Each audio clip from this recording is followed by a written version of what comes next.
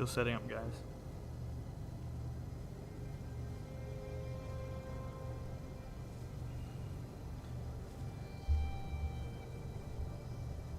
Hey everybody, who's joining right now?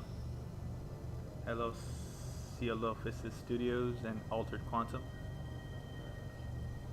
I'm trying to set up the audio levels, make sure everything is good.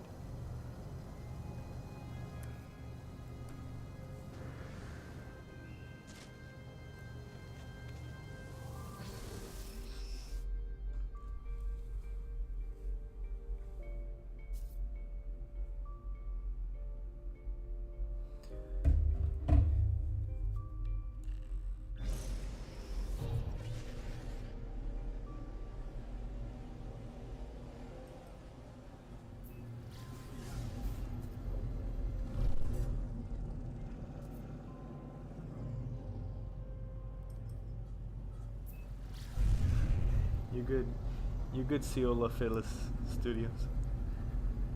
Coelophysis.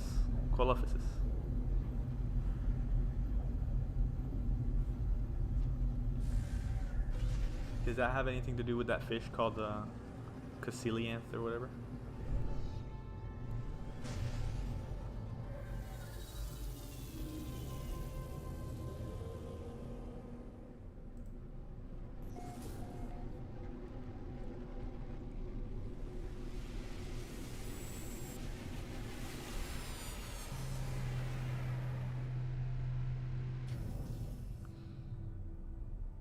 It's Coelophysis.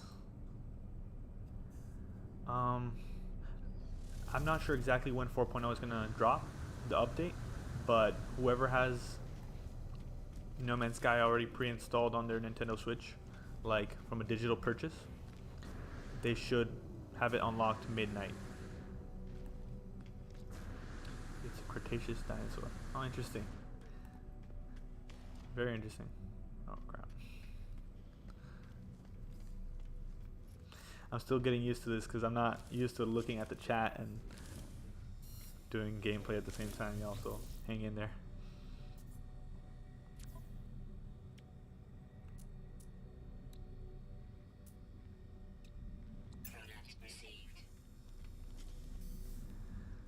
Let's see if we have any more viewers. 5 viewers. That's not bad for our test stream. So if y'all could do me a favor and let me know if the audio is at good levels and if the mic is high or low, that would be very appreciated. Hi Jason Trigger. Welcome to the stream.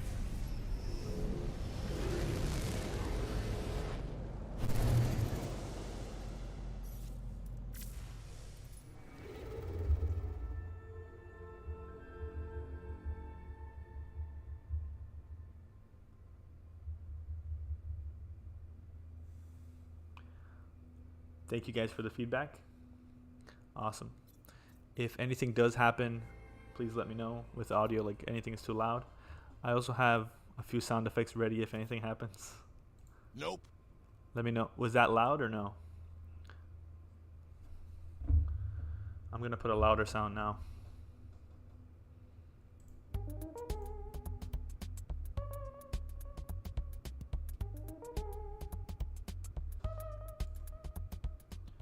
Alrighty. Awesome. Thanks guys for the feedback on the audio. So what we can do just to test out the stream is look for a system that has a Paradise Planet. So what I actually want to do is go into my freighter. That way I can scan things.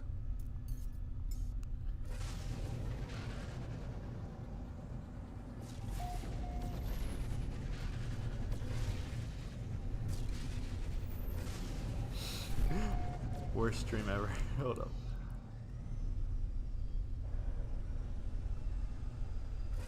Coelophysis. When you said the second's a bit louder, it was the other sound, right? Yeah, the soundboard I'm using for the sound effects. God damn it. The soundboard I'm using for the sound effects has different levels of audio. Like the sounds aren't normalized, so that explains why one was louder than the other.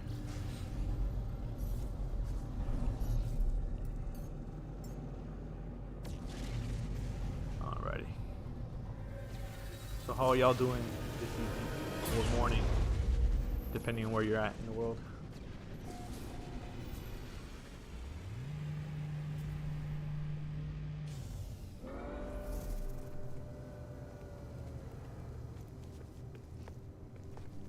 Oh, I'm gonna show y'all my ships real quick. Here's my squid. Here's my living ship. I still need to do the upgrades for that one. Here's my 2 other fighters. And there's my hauler.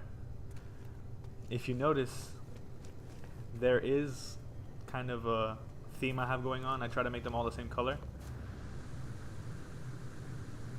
And the reason for that is this is my OG ship from back in the Pathfinder days. I've had the same ship, I haven't sold it or anything, so I wanted all of them to be the same color.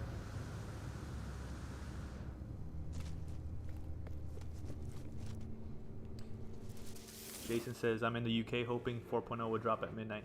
That's a thing. Would it drop midnight London time or Japan time, or would it be midnight where you're at? Because in that case, you would just change the time zone in your Switch to have it as soon as possible.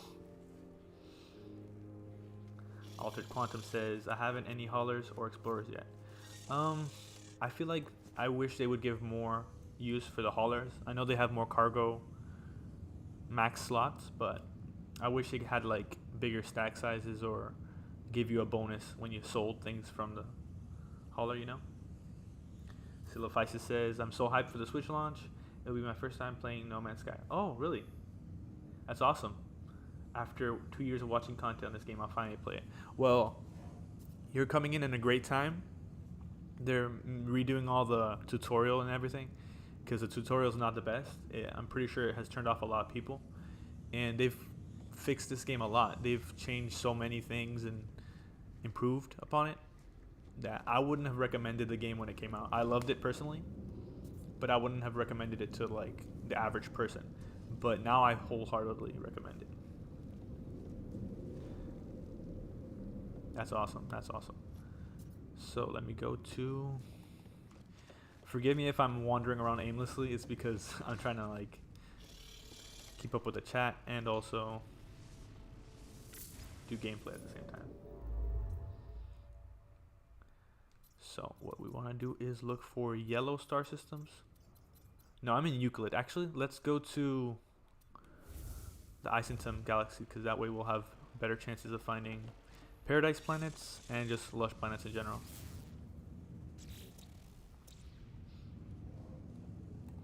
Welcome, Neshin. What's up, man? So excited for the update. Me too, man. I was kind of hoping it would be like a overhaul kind of update like Next was and Beyond. But I'm still happy that they're doing like some tidying up of the features of the beginning of the game and the custom difficulty is actually what has me the most excited because it will allow for so many different ways to play it that I think it's like something that should have been in the game before, but you don't see it in the mini games either, so it's interesting. I think it's really interesting. So let's go to Isentum. For those of you who haven't played No Man's Sky or don't know about the galaxies, there's a certain galaxy called Isentum that has more Earth-like planets, like not as many dead planets. Like for example, when you look at our moon in the sky, it's just a rock. It doesn't have any planets or anything. So the regular galaxies have like a good mix of all types of planets, but Isentum has less dead planets and more lush. Like for example, this is a lush planet right here.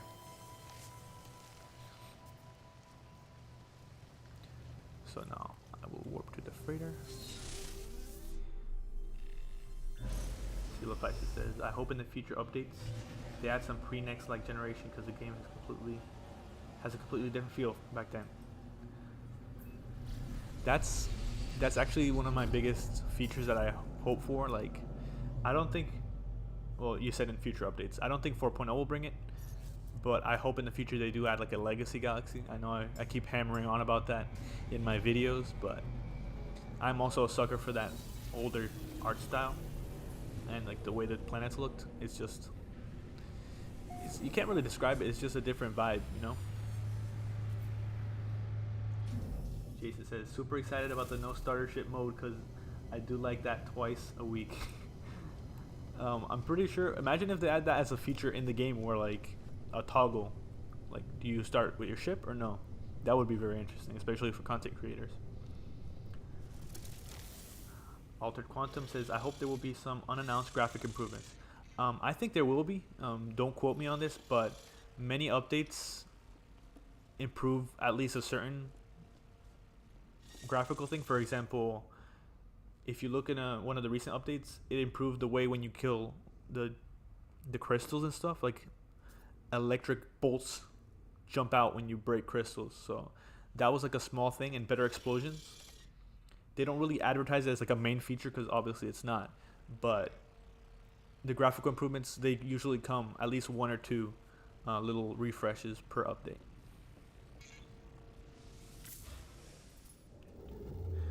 Silophysis says, well, on Switch that won't mean much. Well, Switch is not going to have better graphics. I mean, we all pretty much know at this point that it's not going to have good graphics because of the technical limitations. But from what the videos that I have seen, it looks pretty good to be running on like a calculator, you know? Let me go to Freighter.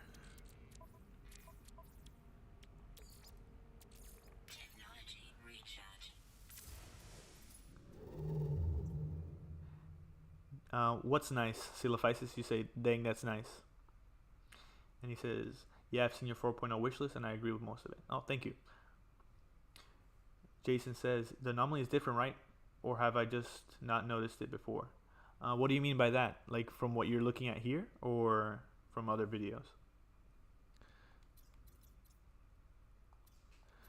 So another tip, if you're in, for example, the Isentum Galaxy and you want to find those better lush worlds, make sure to stick to the yellow stars because all the other different color stars aren't going to get you that amount of lush planets.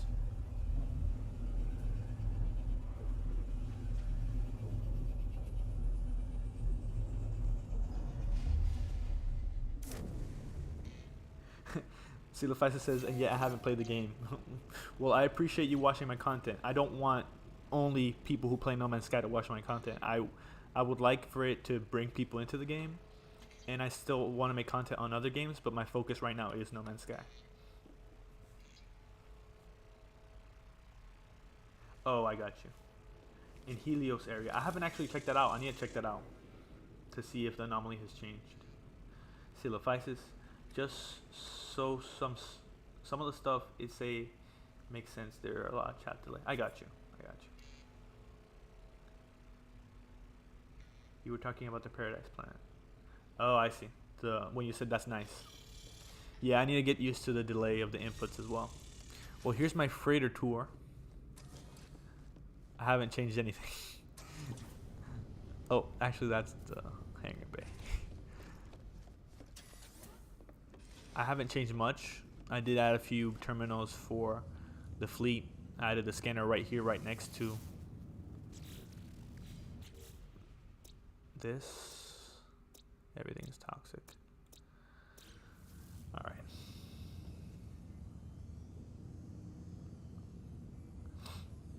Altered Quantum says, I remember that the first expedition had a surprising improvement of the explorer's aesthetics. That sparked my hope for following gradual improvements of all the other ships. Oh, I got you. Yeah. There was a certain update. I believe the next update was when they overhauled ships. They made them larger and they gave so much detail to the ships and the graphics. And there's still room for improvement though. Nishin says, how many galaxies is Isentum? Don't quote me, but I believe it's 12 or 11. Let me actually Google that for you. It's galaxy number 10. I hope the water will be fixed, crossing fingers. I was hoping too, but that would be like a Hail Mary at that point to hope for that because I don't think it's going to come. I hope I'm wrong. I hope they fix the water and they make it a better shader. That was actually in my wishlist video, but we'll just have to wait and see.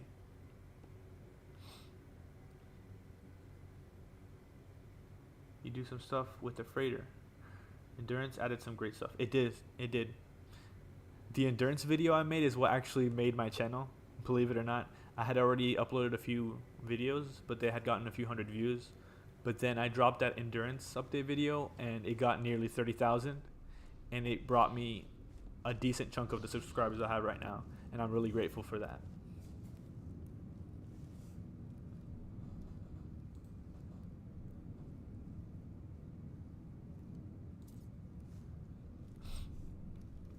So, let's warp again.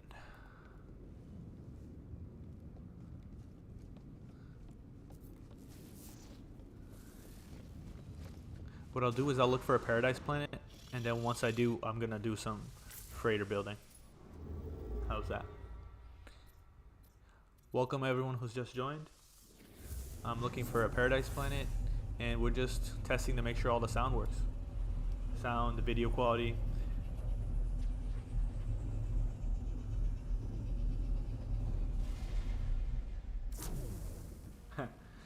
Daffy says, after watching Switch footage, this looks crisp. It does. Not gonna lie. I'm gonna be streaming the Switch gameplay tomorrow, as well as PS5 gameplay of the 4.0 update.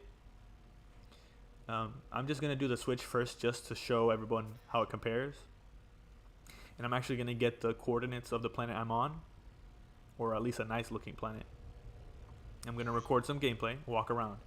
And then when I switch to my PS5 for the stream, I'm going to try to go to that same planet and see how it compares in the amount of trees, rocks, and just overall.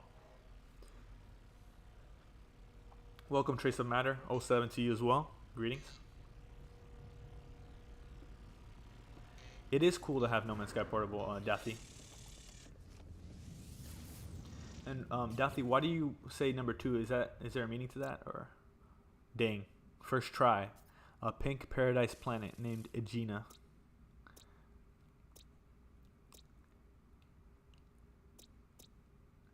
Alright. So, in my wishlist video, I asked that if we could tag a planet, it would be very nice, because right now, I'm going to have to get in my ship and see if I can find that pink looking planet.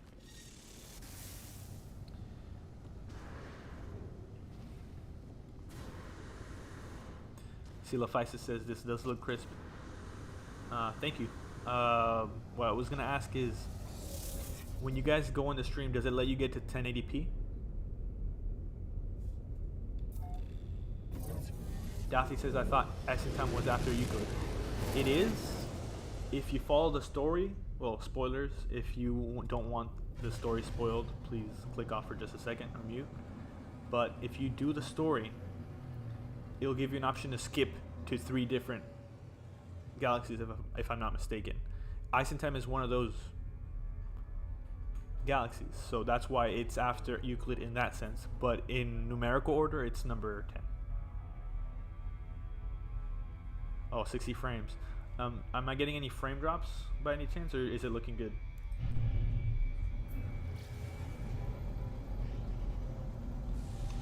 Silophysis says, regretting the switch over the PS5 right now.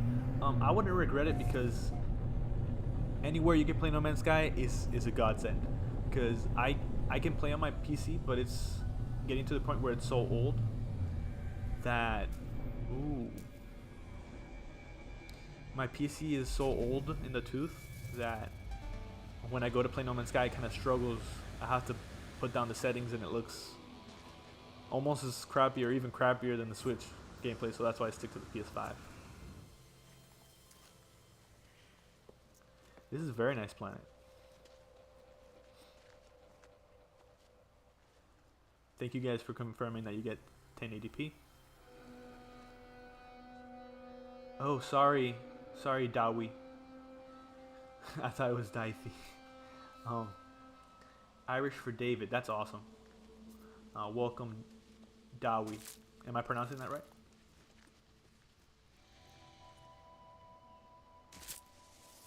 Silophysis, you're getting 480p. I'm gonna double check the settings in a second. But since a few other people have confirmed 1080p, I'm gonna think it might be on your device. Welcome, Face 0F007. Welcome, Matt Damon. Dahi. Oh, Dahi. I don't know why when I saw the W I thought it was Dawi. I'm so sorry. Butchering your name. It does matter. It does matter, I think, because I kind of cringe when someone mispronounces something in my native language. And I know I shouldn't say anything because I don't really pronounce a lot of things in English well. But we're all just learning, you know? Face Off. Oh, I don't know why I didn't see that. I'm doing really good with the names today. Wait, do I not have a terrain manipulator on this one? I guess not.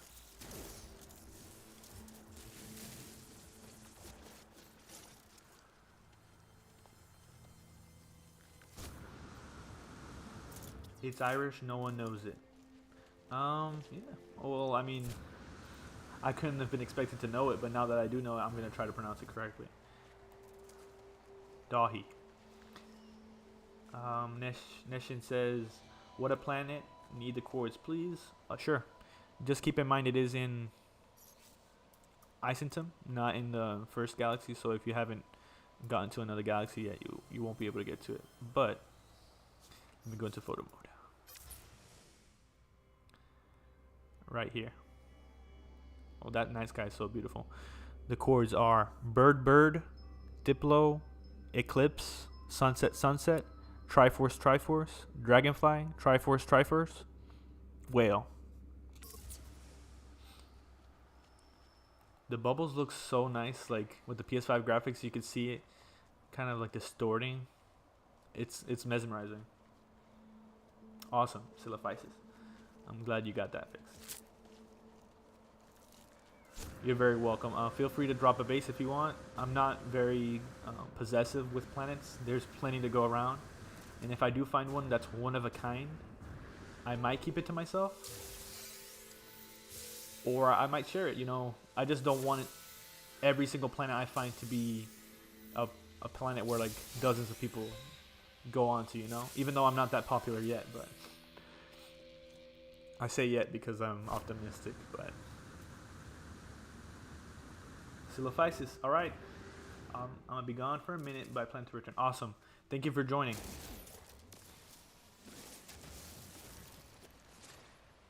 Face Off, that's correct. Isentam is the first one that you can get to with a story, but there's actually a Lost Galaxy before Isentam. Let me actually...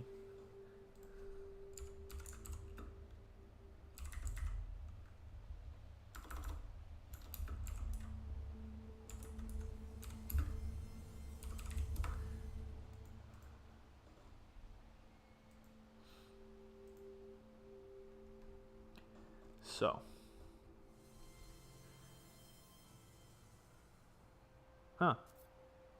I guess I was wrong. Isentam is the first Lush Galaxy. The first Lush one.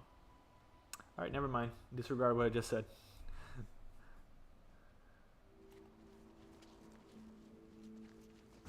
Galaxy number 120 is the first Lush. How's that?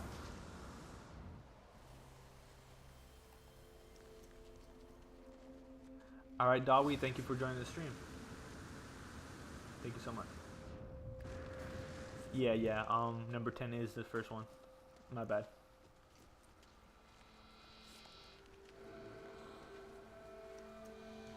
Mission says, don't worry, it'll take me a while to get to Isentam, so you have some time left to claim that planet. Alright, so...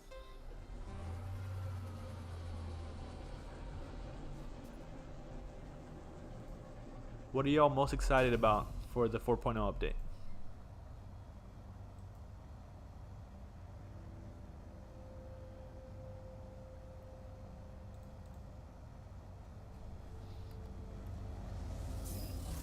Alright.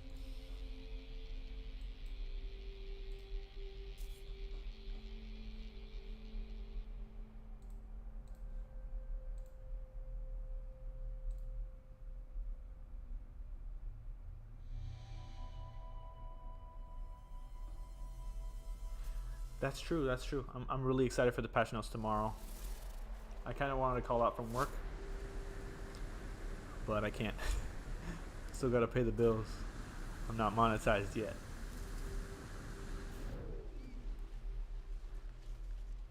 Definitely the new modes, especially the relax mode. I'm looking forward to checking out the relax mode. It's very interesting to me.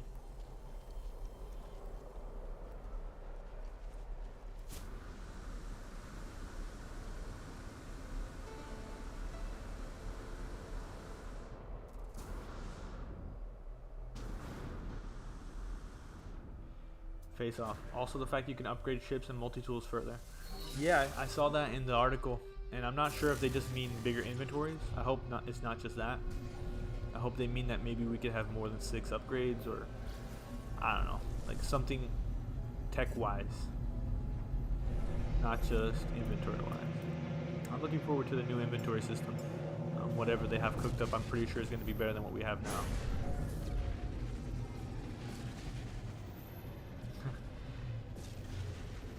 Matt Damon, the insanely loud freighter entrance noise when entering too quickly.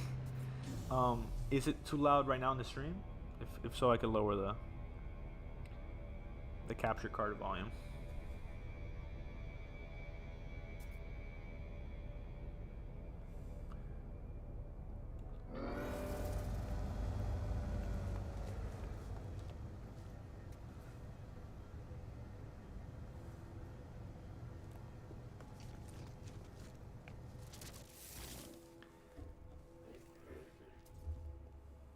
Hang tight for a second. I'm gonna tweet out that I'm live streaming.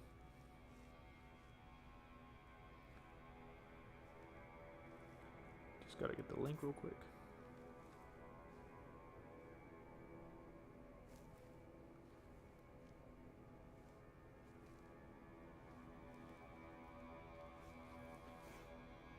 If you're on Twitter, I have a Twitter as well. My handle is Nolopada, I believe. Just Nolopada.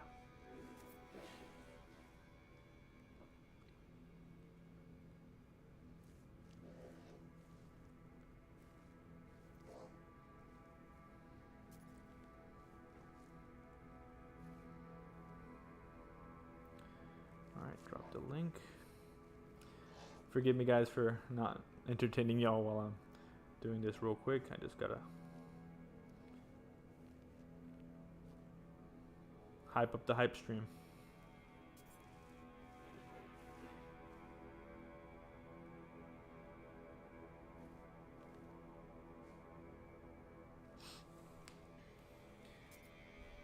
Jason says, I'm just excited to find out what they all are, the new stuff. I wholeheartedly agree. I'm pretty sure that there's going to be stuff that they haven't even mentioned, and that's what excites me the most, like the mystery of it. In the past, the hype for updates has been bigger than the updates themselves. Like, the updates have been big over the years, and I've covered them on my channel, but the hype is almost more exciting than playing the game at this point. I love No Man's Sky. It's super fun to play, but the experience of having that hype with other players and like the community is like something that's like one of a kind. I haven't really seen it in any other fandom of any other game. Matt Damon, I play with a 5.1 surround sound system. That hangar bay door is 20 decibels louder than anything. If catching a blue tractor beam, Xbox Series S. Yeah, you probably like piss off the neighbors every time you go into the hangar bay.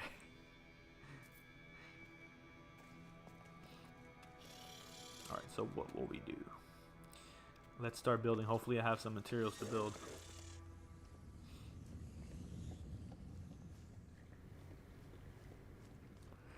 I have my freighter base ugly. I'm sorry guys. I just have like this all stacked in here. It's not a looker, but it's functional.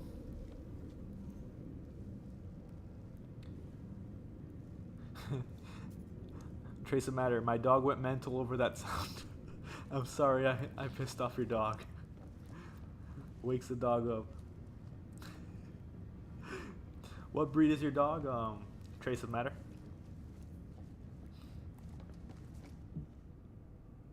I just love this. The fact that we have exteriors in our freighters now is amazing.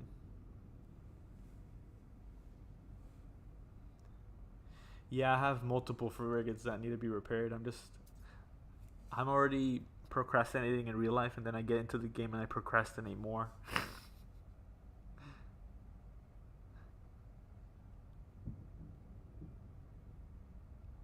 Oh, your in-game sound. I got you. I got you.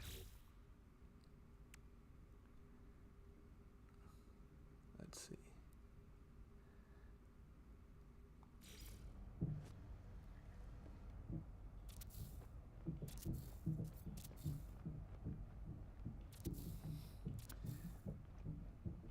I like the sound effects of walking on these too. Very nice.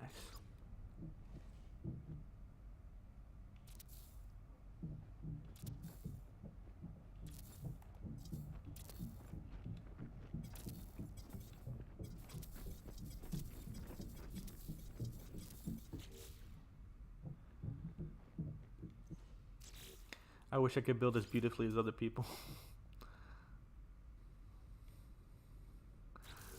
But I cannot.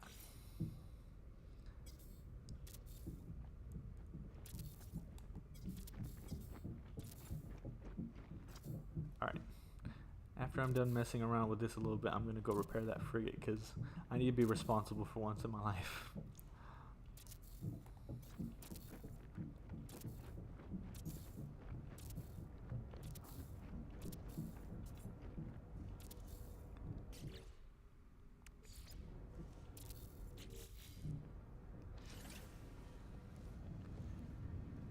I'm not sure if I already read this chat or if I just read it in my mind, but Trace of Matter said, procrastinating by procrastinating, relatable.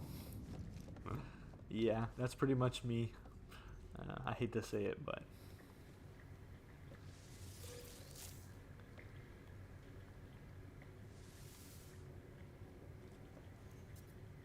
No, I haven't bought the new freighter stuff in this save. Not even the ramps or anything yet.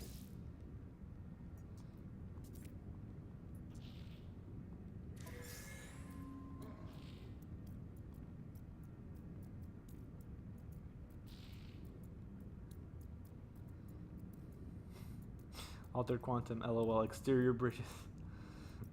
Yeah, I just made a quick little bridge around there. Very in depth.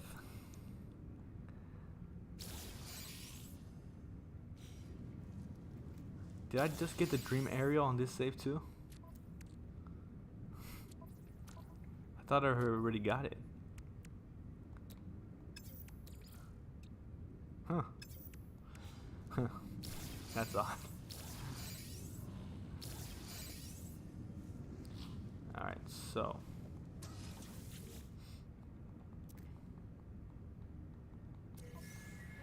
I need to work more on this save. I got a lot of lower class frigates. I have a lot of things I need to upgrade that I haven't upgraded yet.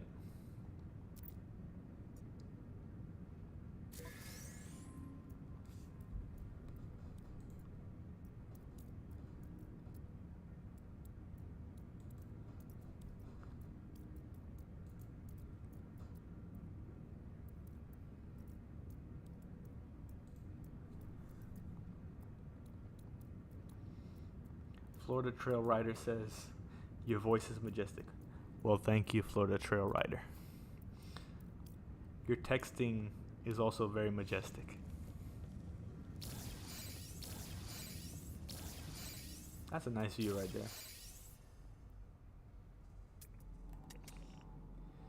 Welcome, Kill Out Loud. Sorry, guys, with the names. Kill Out Loud. Welcome to the stream. Are you hyped for 4.0?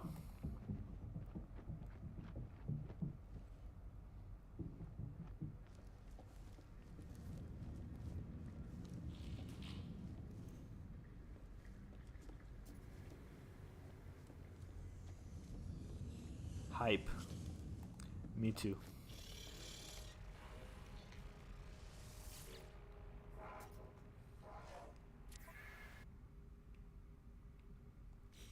Alright, why did my sound cut it like that?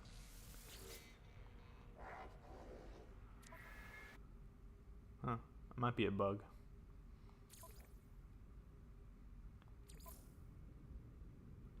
critically damaged. Let me not assign that one. Alright, let me actually focus. What is this? Trade expedition. I'm sorry guys, I've kind of been mindlessly playing because I'm kind of not used to this. Streaming and reading the chat, and even though it's not a whole lot of chats, but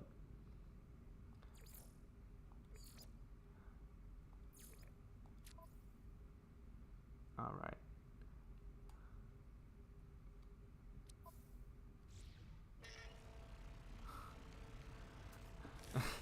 Trying to multitask unsuccessfully. Exactly. I think it might also be because I'm watching like the stream output on my computer instead of looking at the actual PS5 screen. Well, thank you, Jason. Still entertaining. I hope my commentary can add a little bit of spice to just me just walking around doing nothing. I already did this. What am I doing? Alright. So, I need to go to my list of frigates and repair them. I think I gotta warp to them. From here. Just teleport to them. Am I getting lost in my own damn freighter? Oh, he's still on expedition. Inspect ships. Okay. Jason says,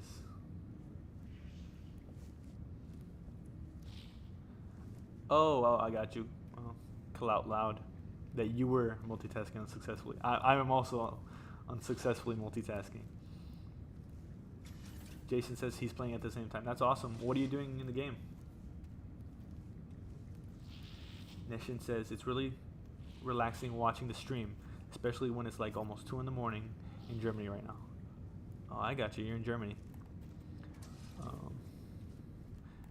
It's a little late, but I'm not gonna judge because I also stay up like till 2 or 3 in the morning making videos when I have to wake up early for work.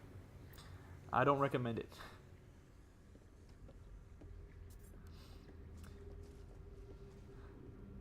Glitch Vision says, just wanted to say that I just discovered your channel this morning and wanted to congratulate you on making well-informed and awesome content. Well, thank you, Glitch Vision.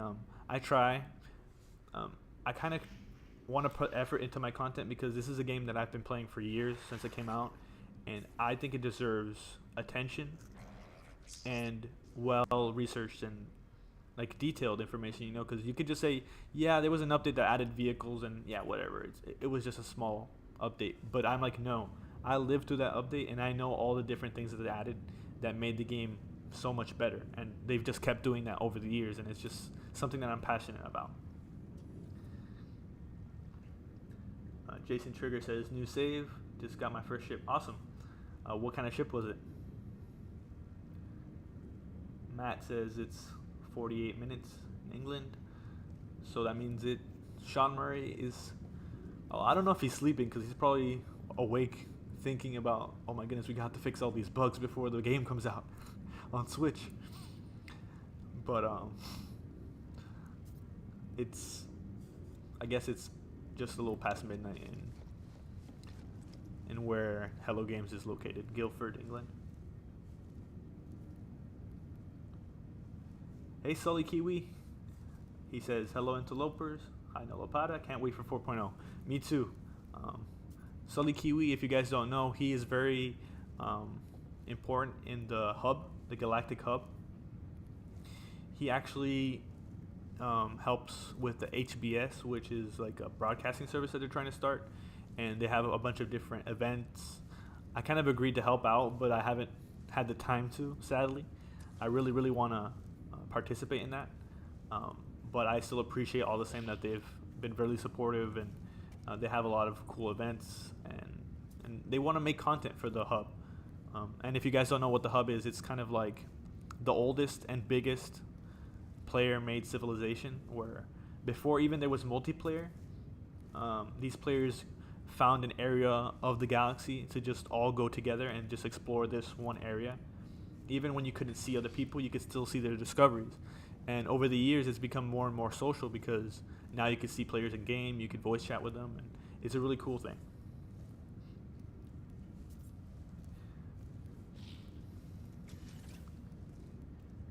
Glitch Vision says, I get the feeling the Switch version will launch on the Switch without 4.0, but it will be added when everyone else gets it as a day one update.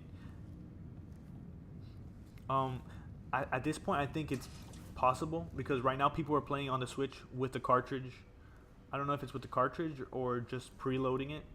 I think it's with the cartridge, my bad. If you have the cartridge before tomorrow, you could play what's on the cartridge, which is probably an older version without 4.0. But either tonight at midnight or sometime in the morning, they should be dropping 4.0 at least on Switch. And over time, drop them on the other platforms because I do know sometimes Xbox is a little later, sometimes it's PlayStation. PC usually gets it on time.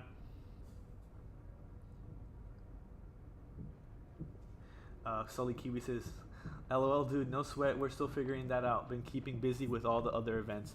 Yeah, I really wanted to participate, and then I started making a video for my channel, and then I had to work extra hours at work, and I literally had no time to just sit down and just be like, let me just rest. I was just wake up, work, make video, go to sleep, and it wasn't healthy. So when I do get some free time, I really want to join up in one of those events. So you just keep me posted, all right, Sully?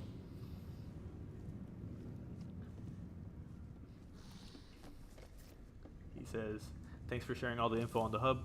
Y'all please come see what it's about. Oh, also, let me share the Discord server for the Galactic Hub.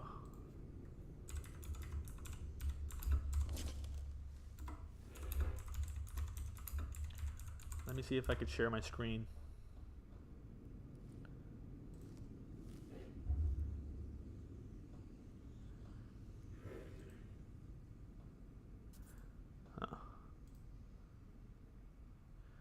I guess it's a link that you have to use, but I will actually see if it works. Yeah, it works. So let me copy paste it. Can I send a chat here?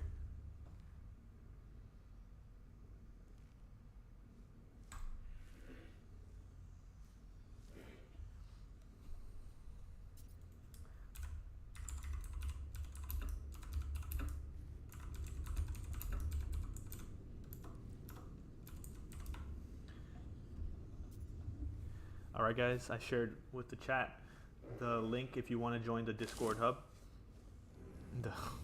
The Galactic Hub Discord. Alright, let's see what I missed. Cartridge. I didn't say cartridge, what did I say? Did I say, I forgot what I said. Glitch Vision. Yeah, I studied some gameplay videos and discovered it was the same UI that we have currently on other platforms. Yeah, I saw that as well, with the leaks from Japan, or was it China, and then the English leaks. It's pretty much the exact same UI. Glitch Vision. I have the digital version preloaded, so I'll find out later tonight. Oh, awesome.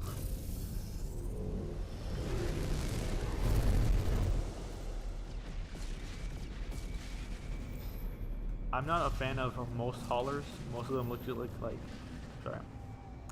most of them look just like air conditioners with rocket boosters attached to them. But I think this one looks pretty interesting. It looks like a sci-fi kind of vehicle.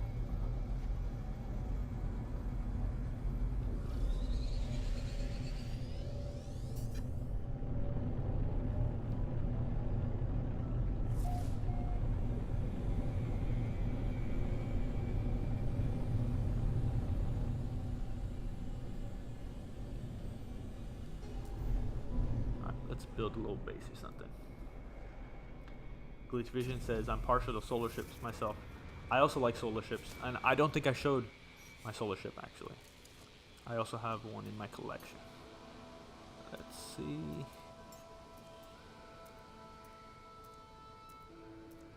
Here it is. I think it looks pretty interesting. It looks kind of like a dolphin. color wise and nose wise.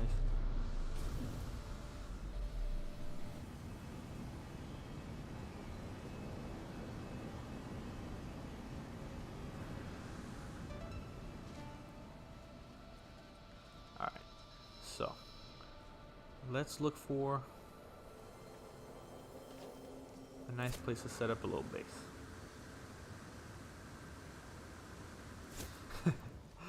Glitched Vision says, haulers can just haul themselves to the junkyard and stay there because not even their expanded inventory can save them from their unfortunate appearances. At least they're not the shuttles.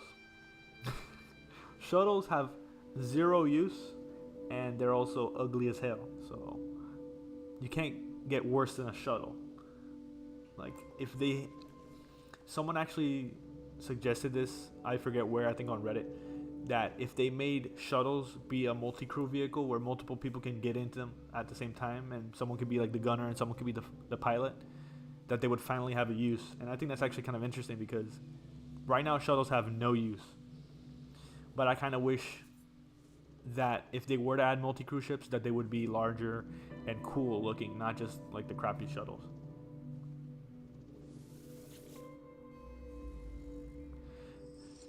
The ancient marker hums at a frequency that burrows deep into my being, filling me with the voices of the Korvax echoes.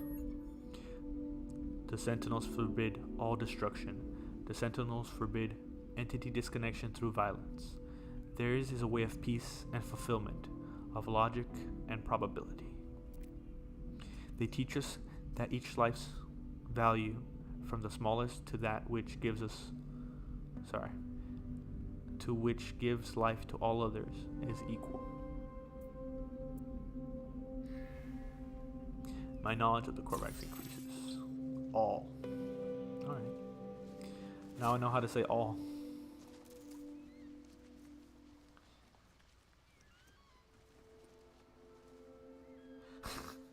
Matt Damon. No, I'm in love with my shuttle. My first S-Class and primary ship is 1. Serenity. Someone on Reddit forum said they look like something we'd build. They feel human.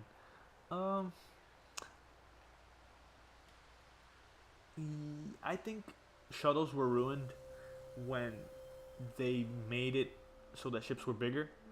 There used to be a different proportion, like the cockpit would be a lot smaller than the ship and actually look kind of interesting.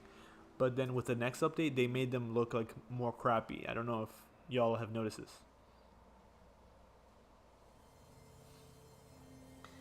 And Glitch Vision says, I don't foresee us getting any multiplayer vehicles due to the way inventories are all linked to a player save. Yeah, at least with the current vehicle system, I don't see it happening. But if they were to do multi-crew, they would have to obviously code something different vehicle-wise, where like you enter a vehicle, but you don't have an inventory with that vehicle. You know what I mean? Control Alt Taco has entered the system. Welcome, Control Alt Taco. I don't know if I can hear you because I have my mic off.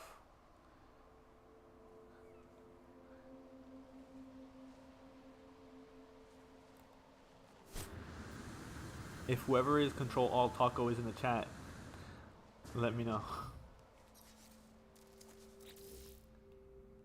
Alrighty. I really like this planet. It's really chill. It's got some nice cliffs.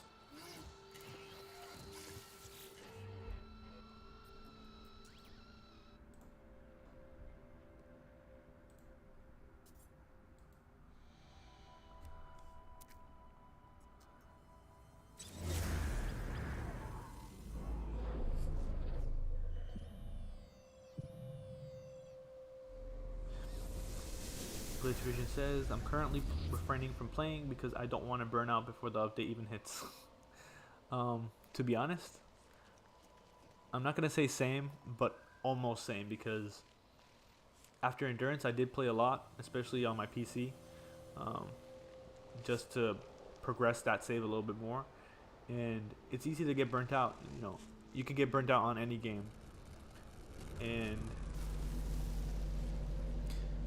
yeah, I kind of want a fresh start as well when when the new update comes out. Oh, is this a random pilot or is this a player? Control Alt Taco. Howdy do. I like your ship, man. Very nice. Well, I can't stand on it. Over here. Oh, hey, buddy. Salute you.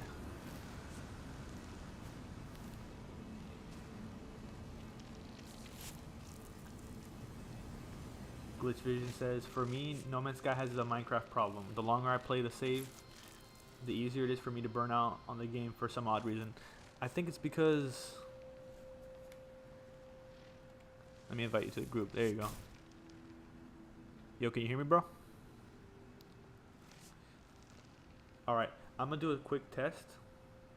I'm going to turn on the mic on my headset, and y'all let me know if there's a feedback from two microphones.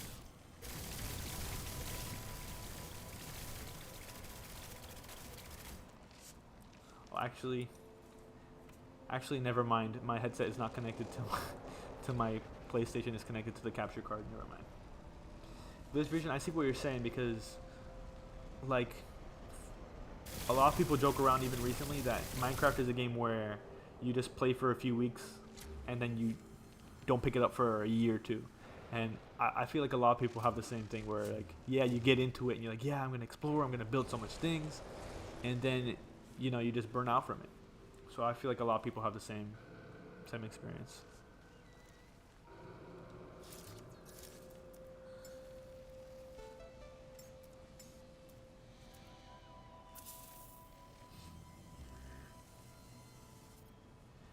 Steve Lay says, yeah, it gets easier and easier the longer you play, and the most challenging discoveries at the beginning. Facts. This is facts. I think that's the main reason why you can get burned out, especially if you stay on one save. Because once you upgrade everything, and once you have everything, like, you can still explore, but like the incentives to keep going are gone. So if you look at my ships, a lot of them are not S-class, and a lot of my weapons aren't fully upgraded because I'm not trying to rush it. Even on this save, I haven't bought the freighter stuff because I'm not trying to rush it. I'm just trying to do so one day I play and I'm going to go unlock all those things and explore it. And holy moly, that's a big strider. Damn, boy.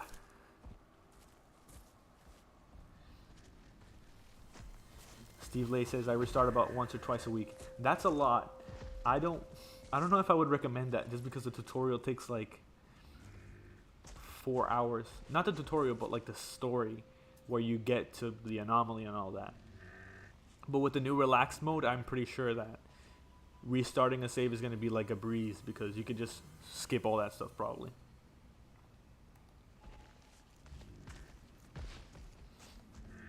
Glitch Vision says, it's not per se due to the challenge level either. It's more due to there's nothing really to actually work for that is gameplay intensive.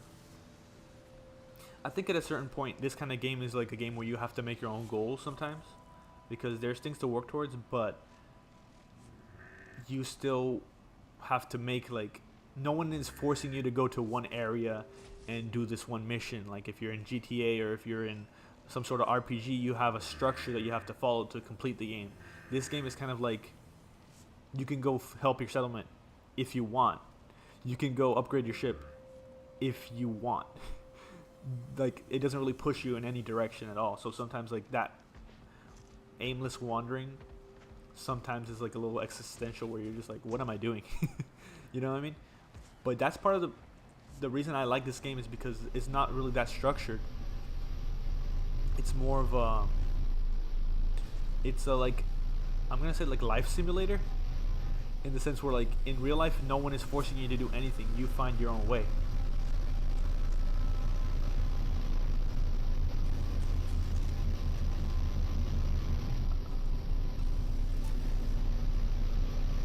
These all your ships, Taco? Very nice.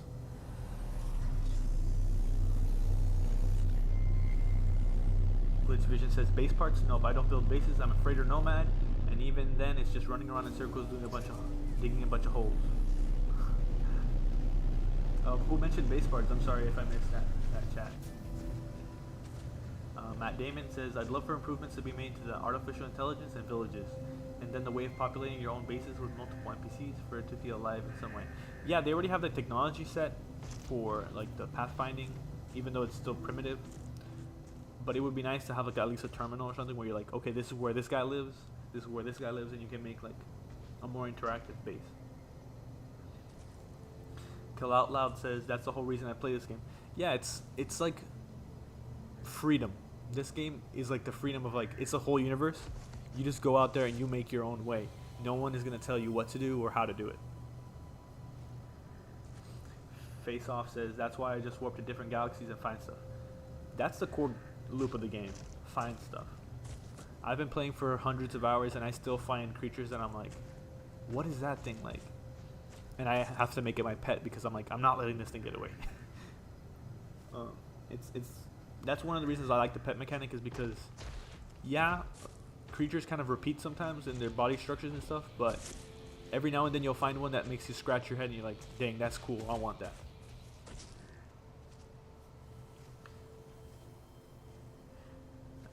Lich Vision says, yeah, the funny part is I love this game for the same reasons I get burned out from it from time to time. I see for you it's like a love-hate relationship. Steve Lay, you can still have the freedom, but also a larger, more fleshed out story. Breath of the Wild strikes a much better balance to that. I agree. There's definitely some improvements to be made with the story and the way it integrates with the open world. It's really flawed at this point. But the fact that we have a story is kind of, I'm not going to say a miracle, but like they kind of tacked it on early. And we just had that old story for a while. And I'm not really a fan of the Artemis quest for how long it is. If it was like a shorter mission, I would be way more favorable to it. But it's just, it's not for me. I'm not going to defend everything about the game just because I love the game. Oh, also, thank you for the AI valves, Taco. Sorry I didn't mention that. Face Off, I'm working to visiting every 256 galaxy. If you haven't, I made a video where you can speed run the galaxies. I don't know if you want the challenge of doing it regular way, but let me link that to you real quick.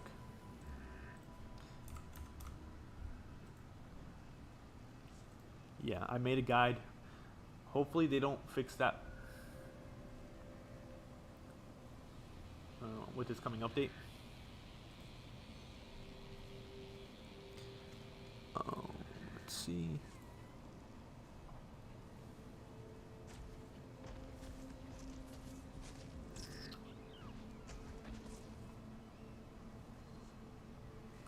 It's called my galaxy hopping video.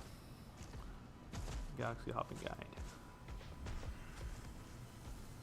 So I'm gonna go and copy the link. Paste it in the chat.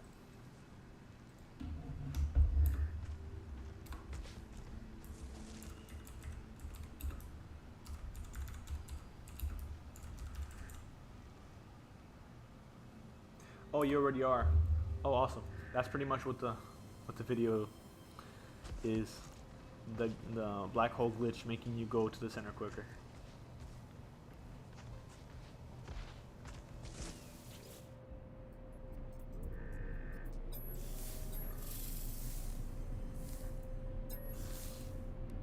Glitch Vision, it's just that there's no real point to a lot of the stuff you can do. Nothing actually costs the insane amount of units you can farm from all those cash farms. And there's nothing strong enough to push a person to need 6 shield upgrades and a weapon upgrades in their ship or multi-tool. I agree. There's a dying need for end game content where, like, I understand you have to make it accessible to all players, but make it so you have to seek it out. But make like a dungeon, make a boss fight, make a creature that's so dangerous that you run away when you look at it because it's so dangerous. Because right now, the predators in this game are a joke. You see the little red icon and you're like, what an annoyance, let me shoot him. Once you have fully upgraded shields and everything, like, there's almost no challenge to the combat at all.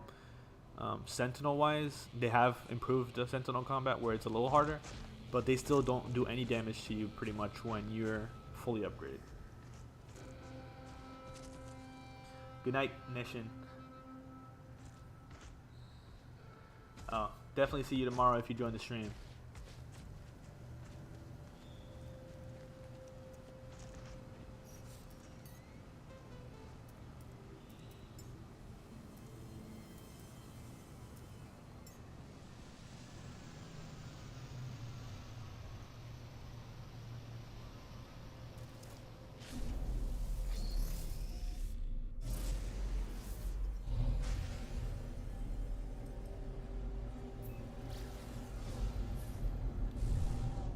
If y'all want to join, if any of y'all are playing, let me show.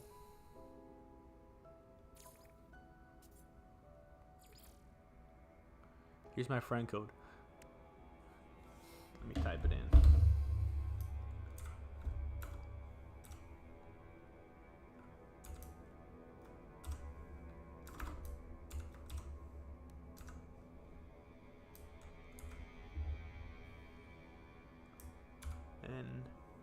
NDT 4B C9A.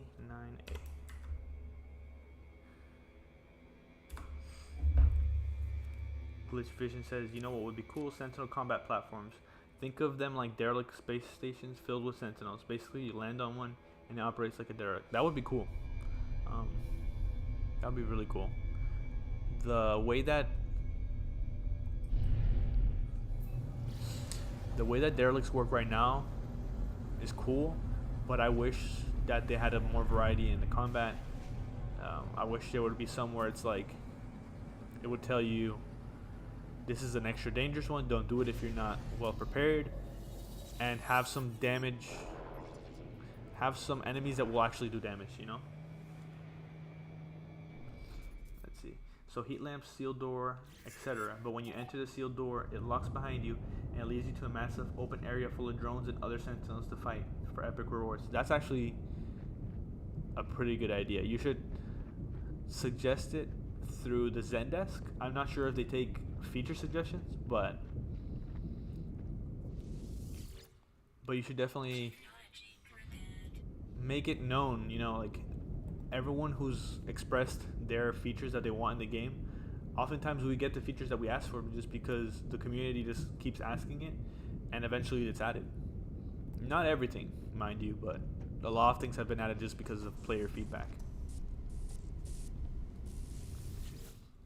And he continues, he says, the catch is the heat lamps in there are not stationary. They periodically move, so you have to stay on your toes to stay in the heat zone if you don't want cold damage. That's an interesting idea. Right now, even with the derelicts, like even if you don't use like the heat things, sometimes you just end up just recharging and using a lot of sodium. I like the animation of the engine being repaired. That's really nice. Where's the last? Here you go.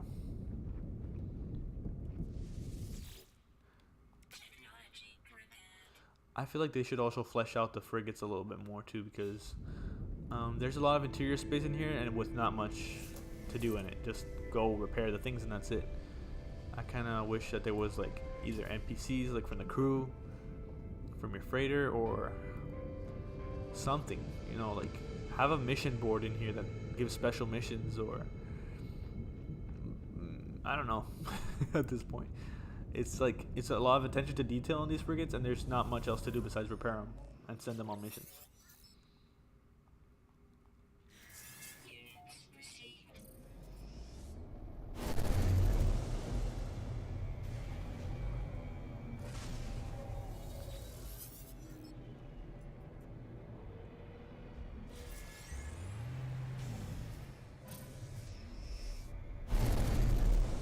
Okay, why am I getting stuck on that?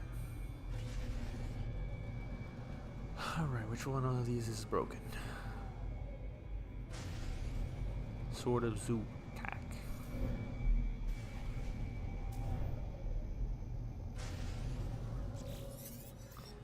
Glitch Vision says, the added cold damage probably would turn into a mild annoyance, but trying to stay on top of recharging in the heat of battle is a pain. Exactly.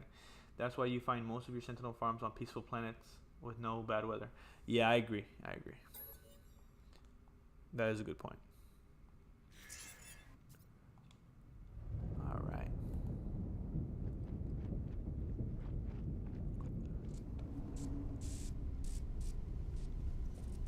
7 stations damage. Oh, you gotta be kidding me. This isn't the most engaging gameplay to be streaming, but it's more of a test stream and a hype stream, and just to get the community together a little bit.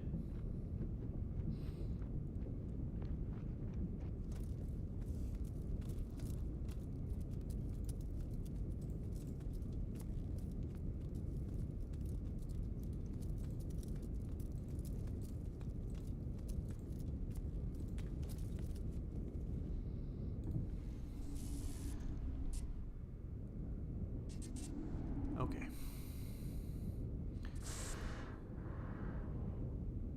I live on the edge. I don't just go up the right ladder. I go off the wrong ladder and then I just jump. You gotta make your fun somehow when you're doing a tedious task. Oh, god damn it. Oh, Lord. Just make some elevators already. We're in a science fiction galaxy and we have ladders. You've got to be kidding me.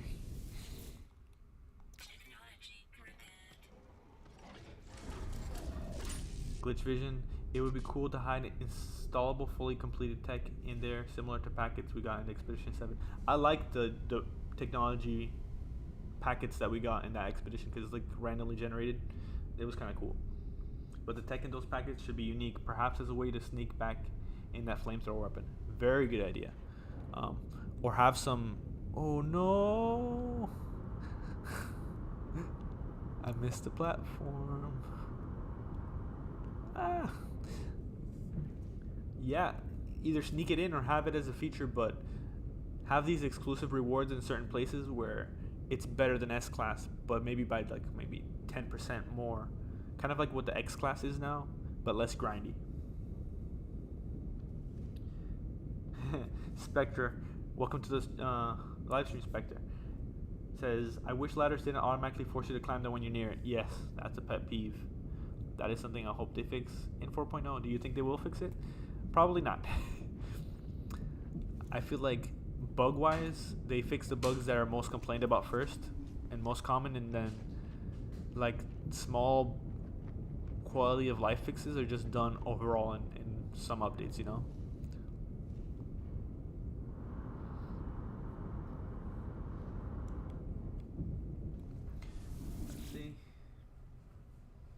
Speaking of tedious, I'm currently searching for salvage frigate modules. Jason, I do not envy you. Kalal, nice save. Thanks. Thanks, I almost died there. Very engaging gameplay we got here, guys. Oh, Lord.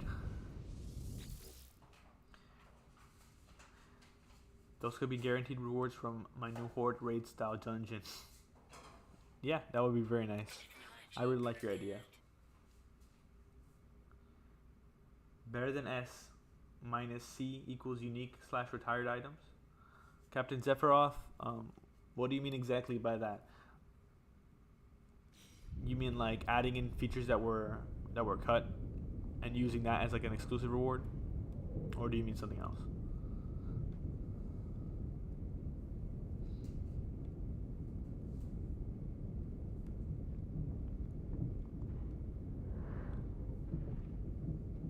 S-Class, yes. Okay, I got you. Yeah, that would be an interesting feature to have. I think there has to be, right now, S-Class should be a end game thing, but since all you have to do to get them is just have a bunch of nanites, it's not gated properly to be an end game sort of thing that you have to grind towards. It's kind of just like collect a bunch of nanites, buy it, don't even bother doing C-Class, B-Class, A-Class, or you know what I mean? You just go straight for the S-Class, so that removes the progression system. So if we had a way to upgrade our modules instead of having to like dismantle it and buy another one, I think that would kind of fix that issue, you know? So you would start out with the C-Class and you would maybe just charge it with materials and just continue doing that until it levels up, or I don't know, you know, there's multiple ways that they could improve the fact that S-Class is kind of just like the default that everyone goes to. Alright.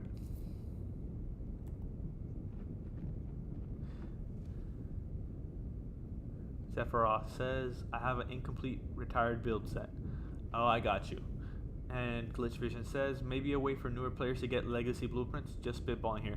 Yeah, I don't know why they don't let newer players have like the legacy base parts that we had from Next. It's kind of not discriminatory, but why would you not let newer players have these base parts? They don't look that bad. Are they ashamed of them? Like, do they feel like the new base parts are better and they just want to bury these? I don't know. It's a bit puzzling to me, but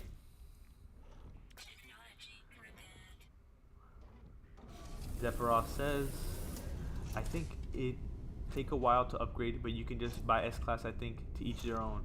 I love the old ones. Yeah. That's what I mean, Sephiroth, that as a new player, if you're starting out, you don't even want to buy the C class or the B class or the A class. Why do they exist if everyone is just going to go for the S class? They should make it so they'll have a gameplay purpose, you know, besides just being nanite trash, you know. By the old ones, do you mean like the Sigma, Tau, Theta upgrades that we used to have before, what was it, Atlas Rises or Next? I think it was Atlas Rises where they changed it. Correct me if I'm wrong.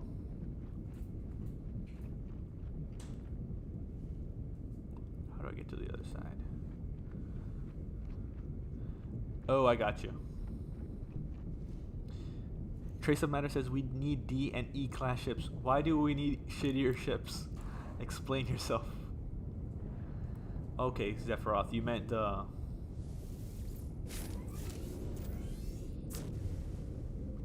Whoa. I just discovered a new glitch, guys. And I'm dying. Alright. No! This is the glitch you're gonna have to... Oh, no, no, no, no, no, no. Oh. Okay. So, there's a teleport terminal on frigates that lets you go back to your freighter. But if you weren't in your freighter and you just land on a frigate and use it, it does this. What is going on? If you mean by glitch, yeah, I just teleported to my freighter without having teleported to my frigate. You know, usually you use that terminal to go to from the freighter to the frigate, and then you go back to your freighter with that. So when I use that, it just sent me to my freighter, and I'm sideways, and I'm dying, and I'm about to die. So what I'm gonna do is reload my autosave.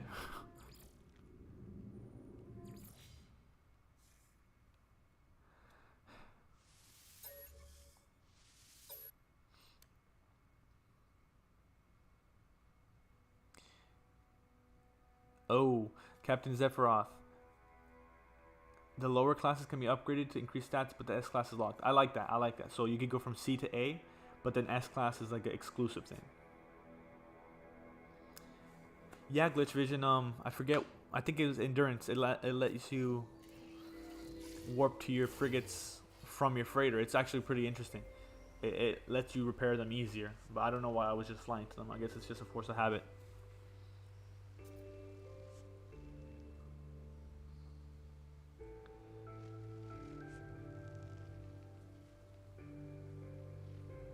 Oh, I got you, Captain Sephiroth. I just misunderstood what you were saying.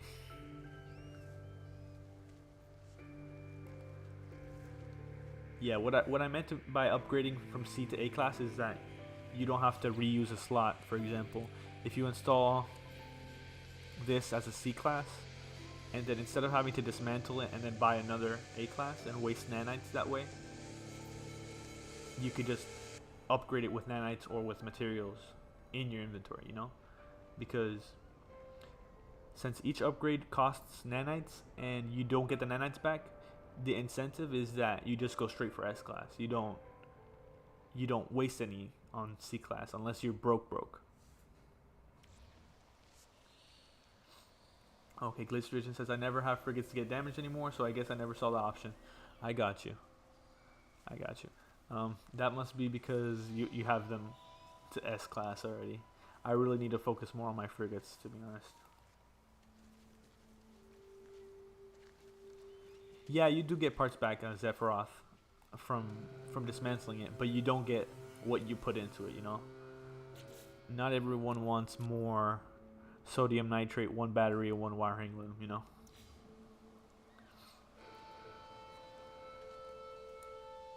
Alright, let me start building.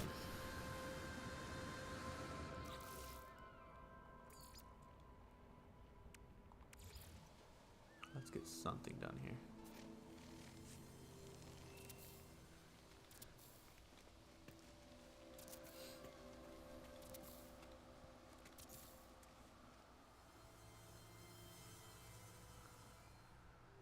Most of mine are S-Class. There's a formula to figure out whether your ships will take damage.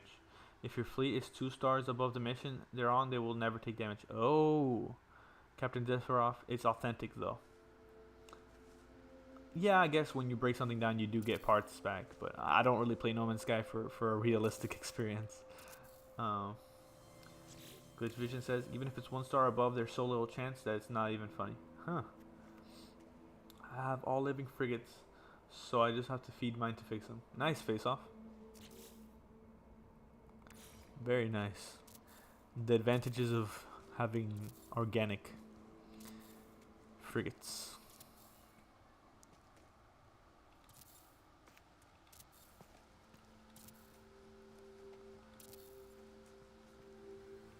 Oh.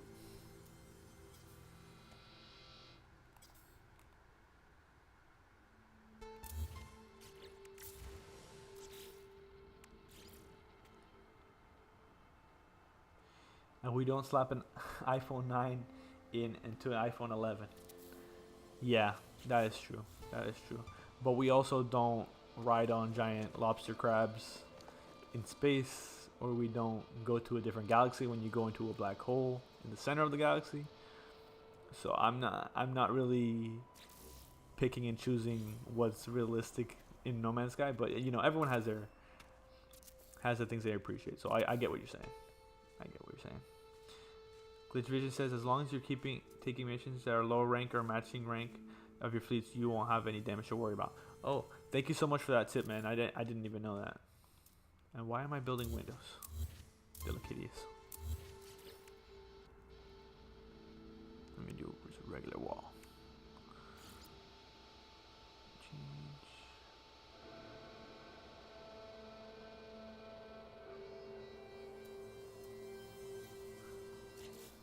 There you go. I forgot how I changed the color. Going back and forth from PC to PS5 is not good. I kind of want to match with the grass of the planet. Captain Zephyros says Elon Musk is a giant lobster we ride into space. Context? Do you have any context, or is that just something you came up with? Is it a reference to something? I'm gonna make a beautiful, beautiful shoebox of the house. Starting with the basement.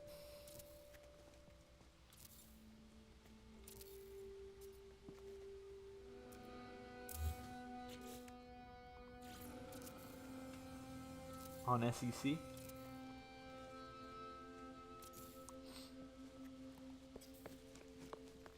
Glitch Vision says the damage on matching rank is somewhere between 20 to 35%, and it drops down to 5 to 15 if you exceed the star rank by 1. I got you. So like 1 out of every 10 missions will probably damage a frigate.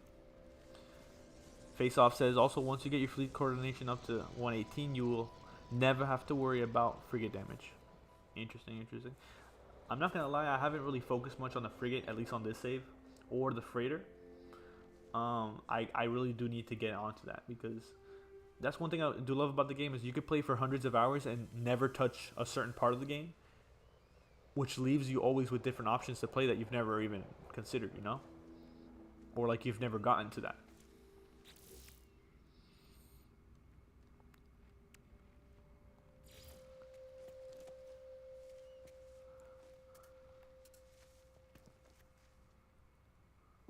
Come on.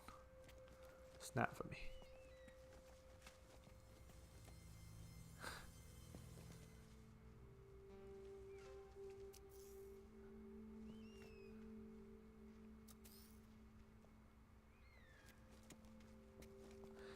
because it's a half? There you go. I guess it's because it's a half.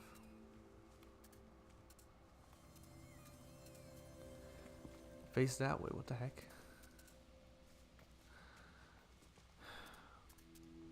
I'm not a great builder, guys. Sorry. This must be very fun to watch me just fumble with it.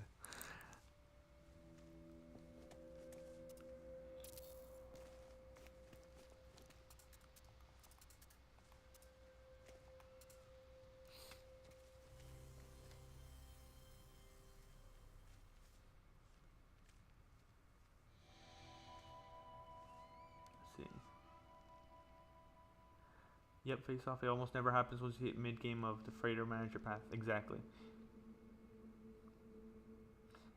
Chef Ross says you did ask for the context. Oh, is it? Oh, I got you. I got you. And Glitch just says, and if you keep in mind the tips I mentioned, you almost never happen at all on a given save. Yeah, exactly, exactly. It's not something I even focused on a lot, you know.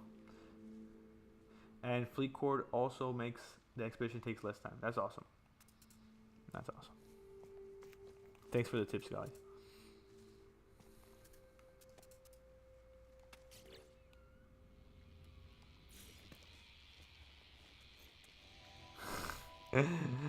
Keep in mind, I am nervous. It's my first stream.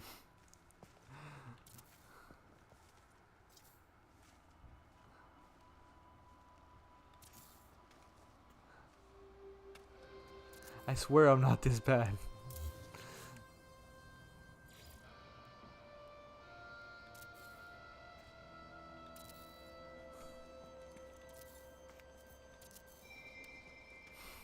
Jason.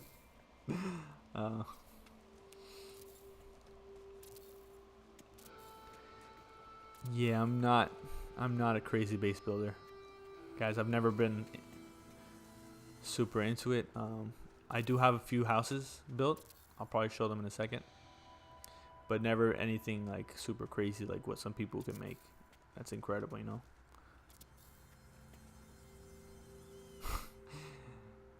Thank you, Ket, Clout Loud, and Jason.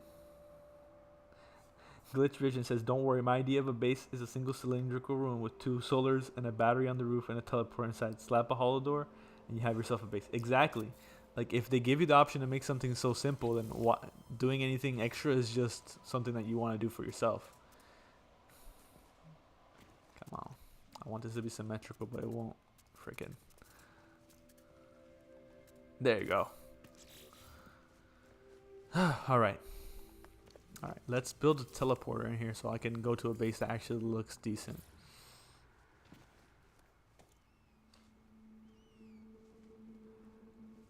Kel. Alright, I'll call you Kel. Sorry.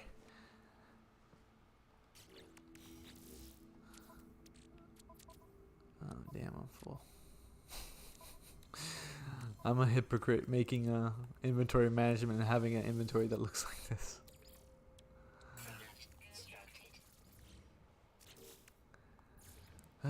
I really need to tidy up my save files and have something cohesive for when I'm streaming, but this is kind of a last minute.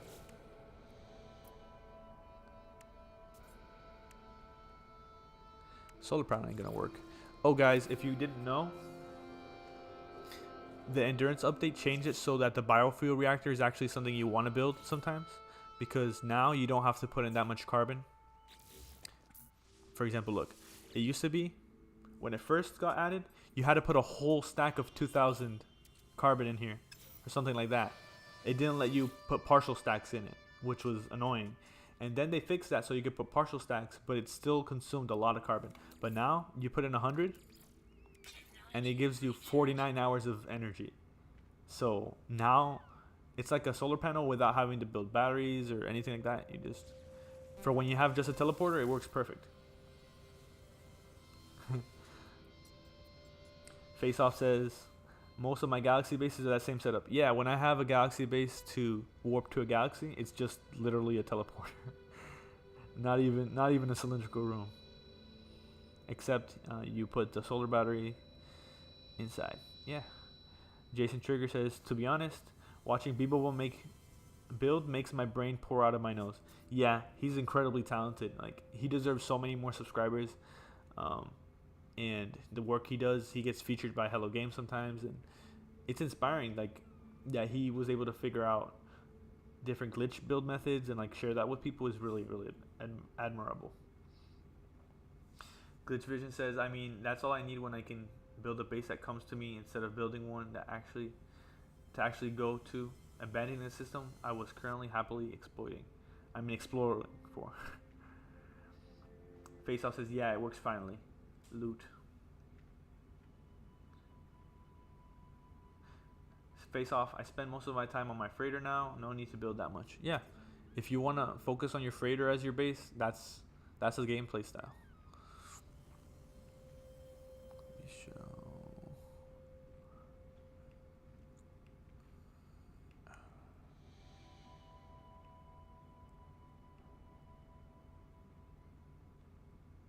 Do I not have it here? I have a villa. This was actually in one of my videos. It's not a huge house or anything like that. It's just a simple little cottage I made.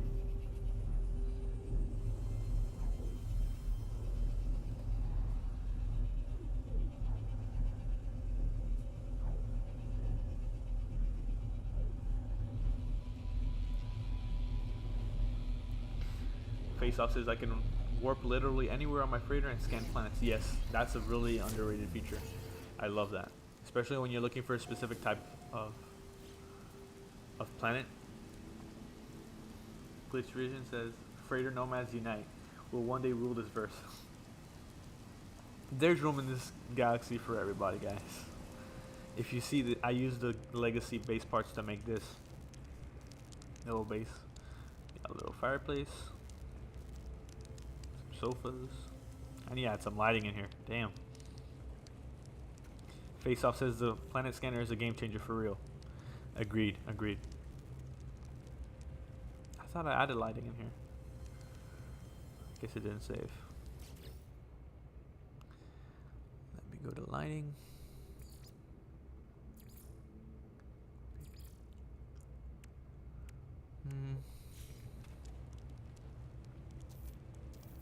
Free place.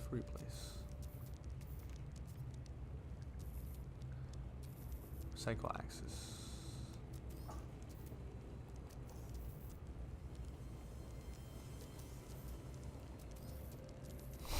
I think I'm gonna put it right here. There you go. I need to power the sucker. I'm just gonna have a generator running inside of my bedroom. That's a good idea. Oh, that's why the lights weren't on.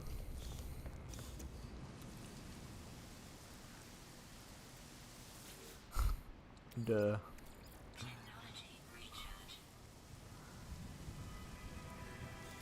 Candelabra lighting. Yeah, I need to connect it actually.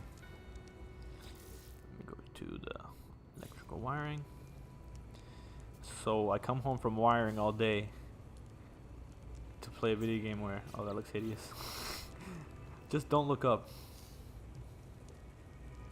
Super Normal 4.0 is tomorrow. Yes, from what we know, it's going to drop alongside the Switch release.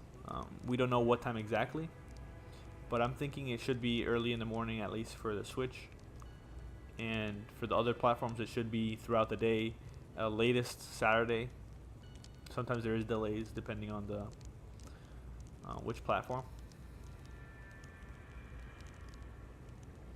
Glitch Vision, even with the changes to biofuel reactors, I still don't see a use for them with solars being a thing. Yeah. I kind of threw this base together for a video. It's not really one I come back to, but it's the one that I liked the look of a little bit, just to showcase it a little bit, even though it's not really much to brag about. Kel says, great lighting. Thank you. I need to work more on the lighting. It's not really, like, there's dark corners and stuff. Oh, I'm so scared. Barely made a dent.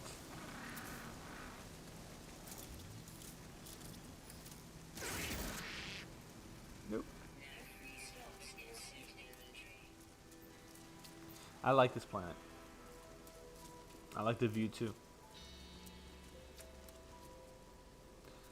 Glitch Vision says, now if solars were harder to unlock than just digging a few more holes after you dug enough holes for the reactor, it wouldn't be so bad to use them. Right. Yeah, you just build the batteries and the solar, and you have it set up. You don't really have to ever fuel it again.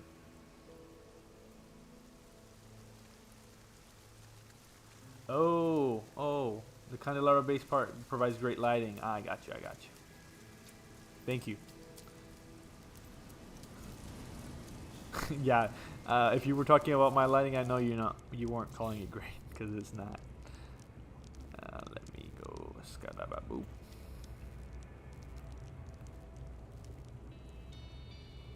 It's kind of finicky sometimes, really.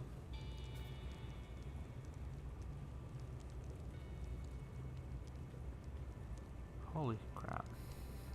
Let me get out of here. Maybe it peeks out from the outside.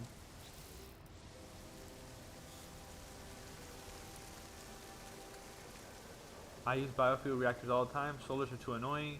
You put 8 condensed carbon in a biofuel and get 12 hours of power. Simple, done. Yeah, the change actually makes it worth using, you know? Like, it used to not be a viable option at all. So now I definitely see if people... If your electrician wires your house and puts a light like this, fire him. I'm gonna have to. Why can I not delete this base part? I'm gonna have to delete the whole house before I can remove one light. There you go. There you go. Let me go back to here. I have to go to the legacy parts.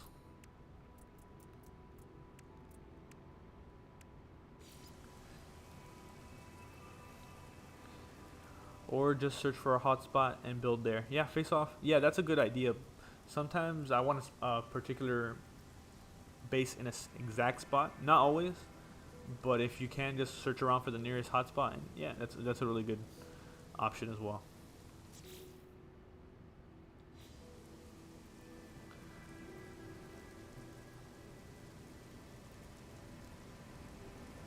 Okay, the roofs, I actually used the modern roofs.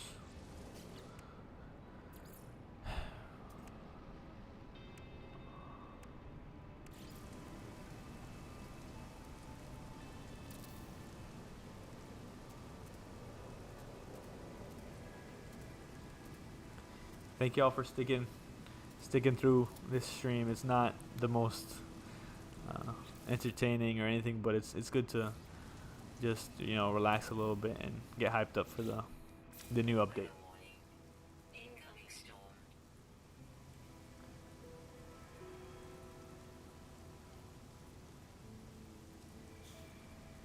There you go. An actual use. Battery jumper for bases without easy access to hotspots. Oh, yeah.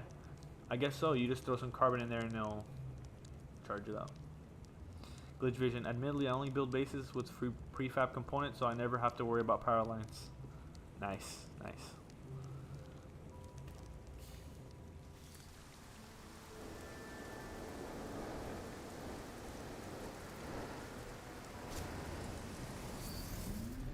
Let me go to the sunny side of this planet because it's been dark for a while.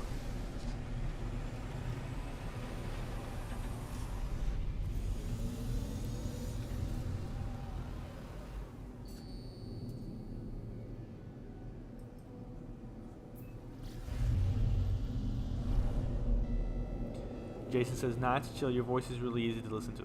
Well, thank you.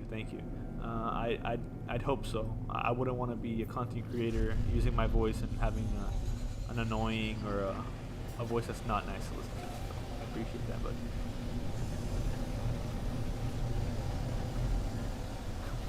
Steve Lay says, when I do set up solar, it always seems to be dark. So I chain a few biofuel to get it started. That's interesting because once it gets power into it, you know, it could start getting established, and you don't have to wait for it to be the sun to come out for it to start working. Glitch Vision. Hashtag Team Freighter Nomad. Why build complicated? So I see there's some factions forming. We have the nomads, and we have people who build or like to build a lot.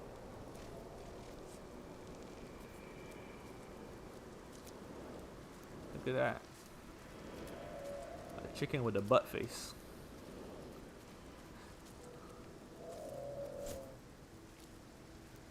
I actually want to blow you up with a grenade.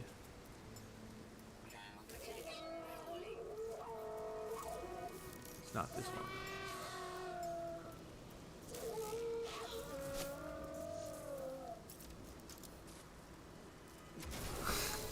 Kaboom. There's a glitch with a fire effect. Like for example, you hit a creature and it goes flying. The fire just stays in the same spot. It's not something major, but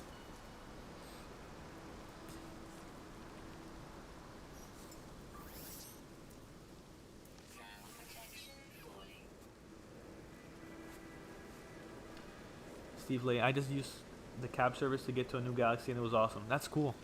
That's really cool. I like that there's so many helpful players in this community. One of the best communities out there.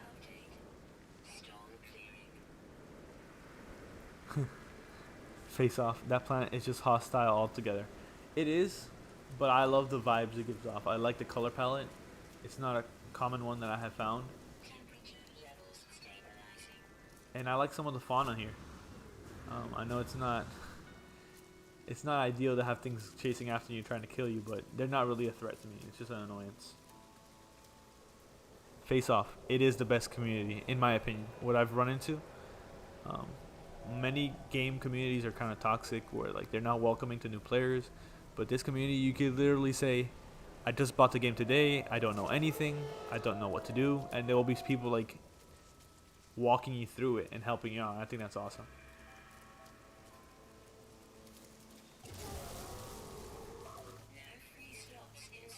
Face off. I've never found a community like this ever. Yeah, I agree, man. It's life-changing.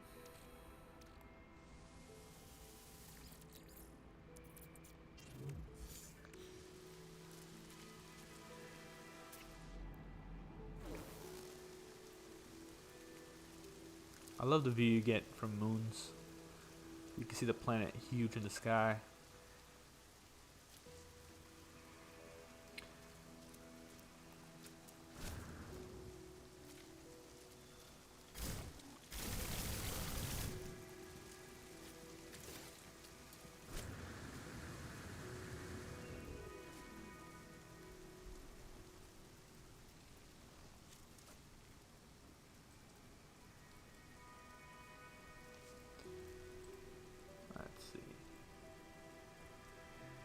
Channel real quick. Did I just get 9 subs while I was streaming and not notice? I need to set up subscriber notifications. Oh, I need to set up subscriber notifications because if I'm getting subscribers while I'm streaming, I kind of want to shout them out, you know? I don't know how to do that yet. I'm still a beginner. The best is airless moon planets. Yes, because you could see like with no atmospherics, you know. Let's explore a cave a little bit. Usually with a cave, if you see an end to it and you dig deeper, you could usually find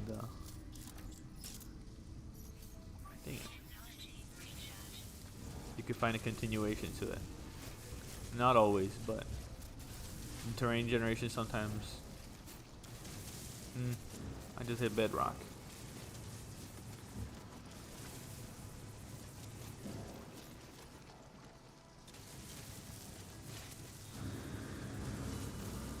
Spectre says, what's the rarest planet / system you've discovered? I don't know if I've run into anything that's like, I've run into a few that are rare where like I've never seen it before, but sometimes I haven't even saved them, sadly, or put bases down on them. And some things that I think are rare to me are not really rare. It's just that sometimes you don't encounter things as often as other people.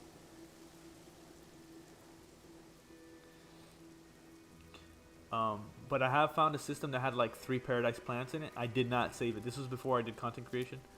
I wish I would have, because that would have been a place where I would have set up camp.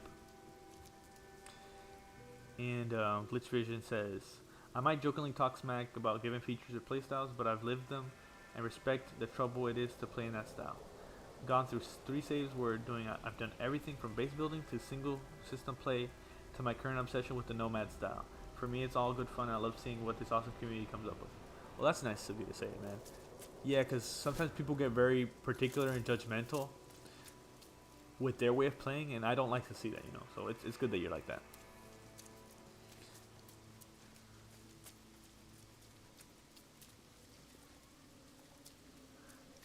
What's up, Spectre? I love this view. That's beautiful.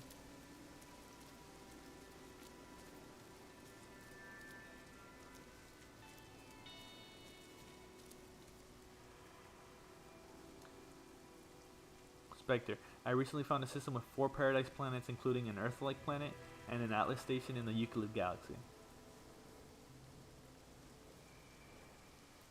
That's good, man. That's good. I think I've never even heard of that, let alone seen it myself. I kind of wonder if there's a system out there with 6. One of the planets was a gradient planet too. Nice. I love those planets.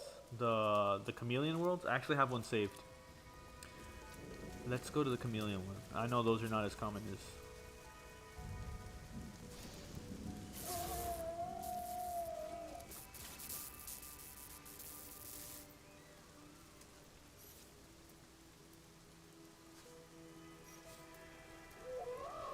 Jason, are you talking about this planet or...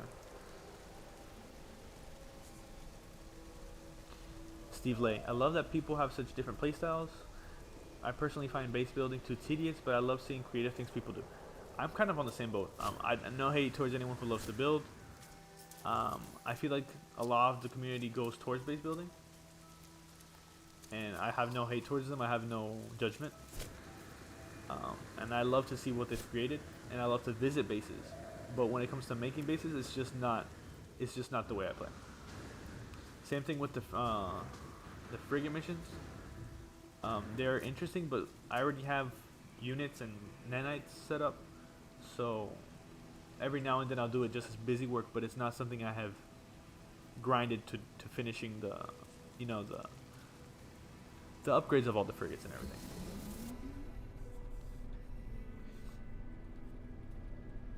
Spectre says, nice, chameleon worlds are awesome.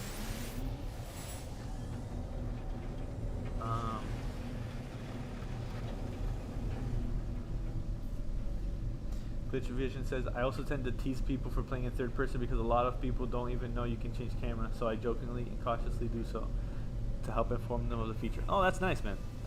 That's one way of doing it, that's for sure. I don't see a lot of people playing in first person. I do like to fight sentinels in first person and do derelicts in first person because it gives you a better view, but I usually do third person. Especially with the ships, because what's the point of having different ships if you're not going to see the actual ship?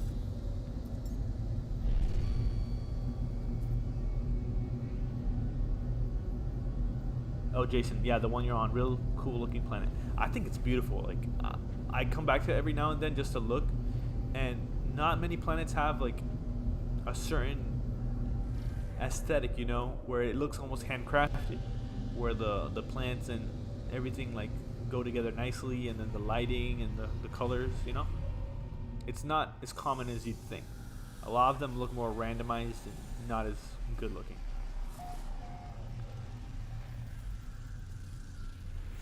Kel says, I'm a base tourist traveler. Same. Glitch Vision says different cockpits, lol. Yeah, for example, I'm looking right now at the solar cockpit. It's different. But say you're in a fighter that has the same cockpit as another fighter. Doing first person, you would have the same view from both fighters. Maybe the nose would be a little bit different, or would it? I think the nose is part of the cockpit.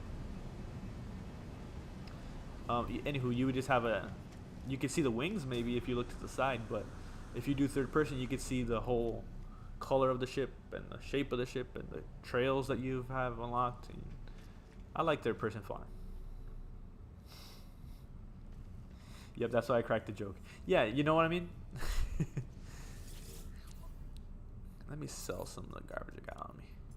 Whoa, 500 million units. Leg meat. Crab apple.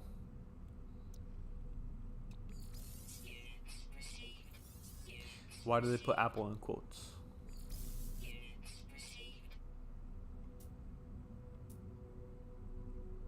I'll just sell the lava core. It's fine. I fly in third person too from time to time. Mostly when I'm searching for something. I tend to prefer combat in first person. Glitch vision. Same. At least, I don't know if you're talking about ship combat, but at least on the ground, I like to use first person for combat. Where is... Yeah. I didn't actually discover this chameleon world. It's actually one I found on Reddit, and I was so curious to see what it looked like, so I made a base on it. Mike Hawk, I prefer second person. Weren't we taught in school that there's like first person and third person when you're talking about like narration in a book? And there's also, is there second person, or am I tripping?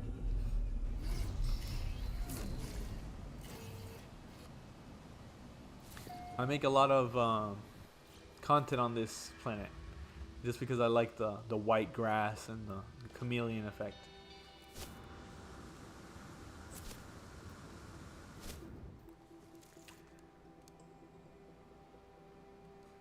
Alright, Glitch Vision says, on the ground I only use third person for exocrafts and the Minotaur. I got you. Spectre says, I believe there is second person, yes. I kind of want to Google that and see, like, what does it mean when a narrative has a second person narration.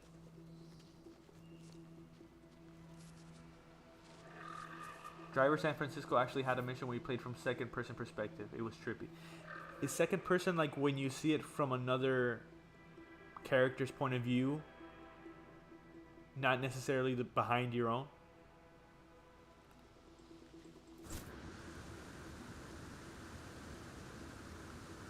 If that only had blue skies, it would be perfect. But guess what? There is one out there. We just gotta find it. Face off. I like the way it looks at night, especially the planets in the sky and the clouds. Like, they go into this chromatic yellow look. I love it. Oh, thank you, Glitch Vision. He says a second person perspective is one in which you're seeing events from a character's perspective who is not the main character. Thank you. Yeah, I was wondering. Hey, look at you, little guys.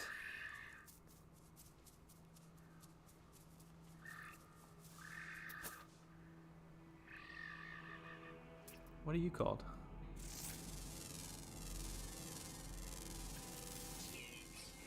Macroyenai. Let's see the description. Macroyenai is found on lush temperate worlds. Quick darting eyes reveal their nervous habit. They're quick to make decisions and even quicker to take flight. Perpetual grazers, they consume vast amounts of grass each day. And their stomach is inside their skull. Well, they don't have much of a stomach then because their head's kind of tiny. And they're 50% butt and thigh.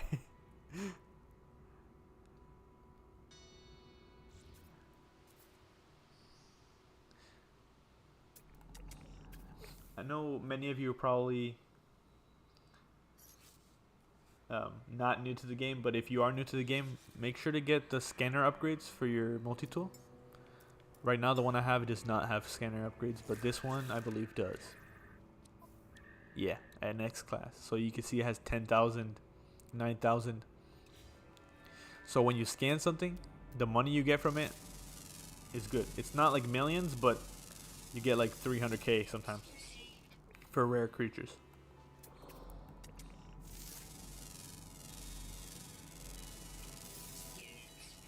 Yes, more units, more money.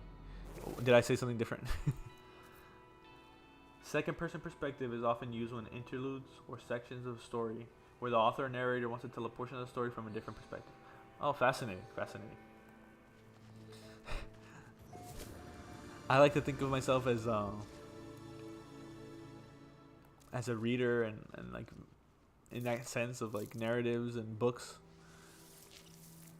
but I haven't read a book in a while. I used to read a lot more when I was younger and when I was in school, but sometimes like after a day's work, sometimes like your mind wants to do something low effort and just like sit down and watch a video or watch a show. Oh crap, I did not mean to pick that up. Oh, I got you, face off. 500k. Yeah, I think with my 10,000 upgrades, I might get 500k from a certain skin. I just gotta. Let me switch to my Chrono Blaster. And let me switch to first person. Alright, guys, finally some action. I'm gonna farm some nanites. So, what I'm gonna do is take out the. Got this healing drone real quick.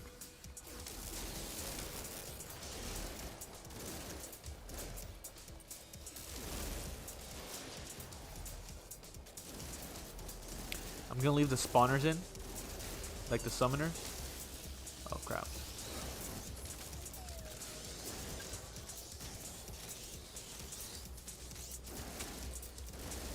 Looks like somebody's glitched. Stop repairing him, bro.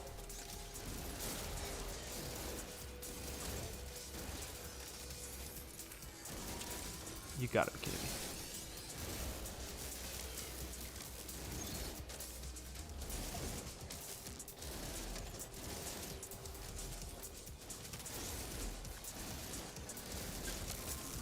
It'd be nice if you stopped spawning in repair drones and you spawned in something else.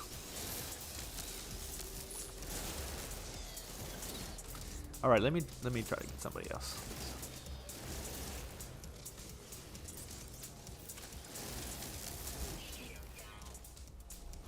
I should have picked up a barrel.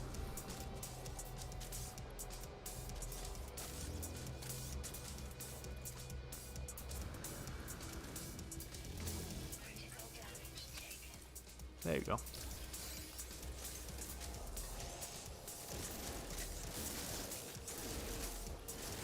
There you go.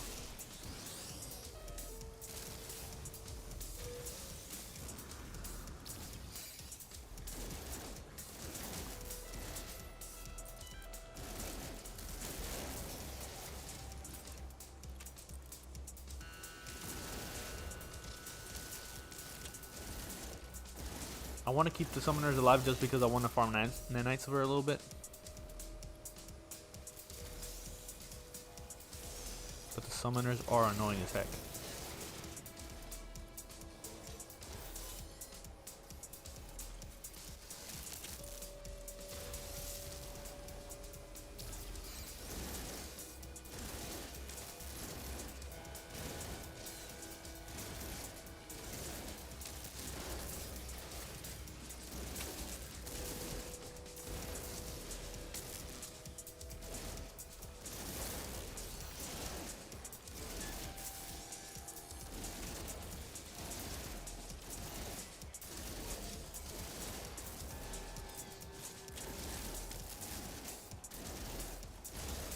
Sorry if I'm behind on the chat a little bit. I will answer in a second.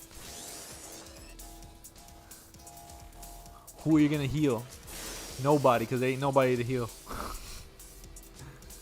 Heal yourself, mother trucker. There'll be no healing today.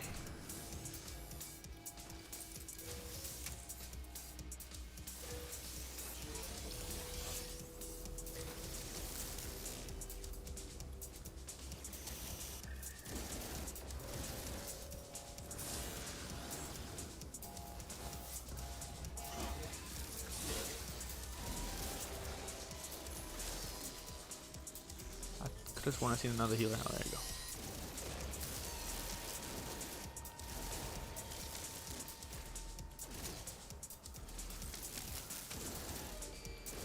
For any of you on PC, and whoever knows how to check the stats for nerds on YouTube, could you check what codec this stream is using? because I'm curious. I know that sometimes they give you like the lower quality codec when you're a smaller channel. I'm just kind of curious.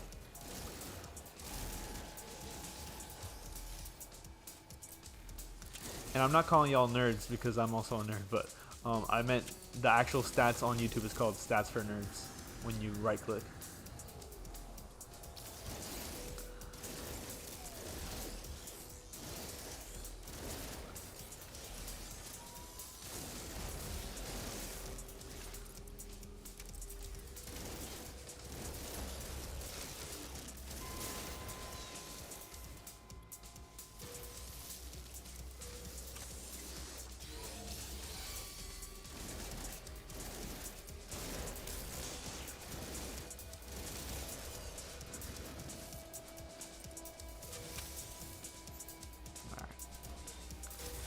I think I have had enough for one day.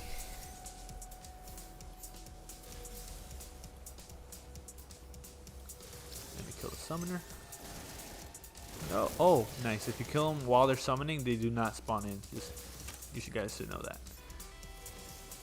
Let me kill these guys. Alright, so only one guy, right? Should be able to outrun him. If I just yeet over here.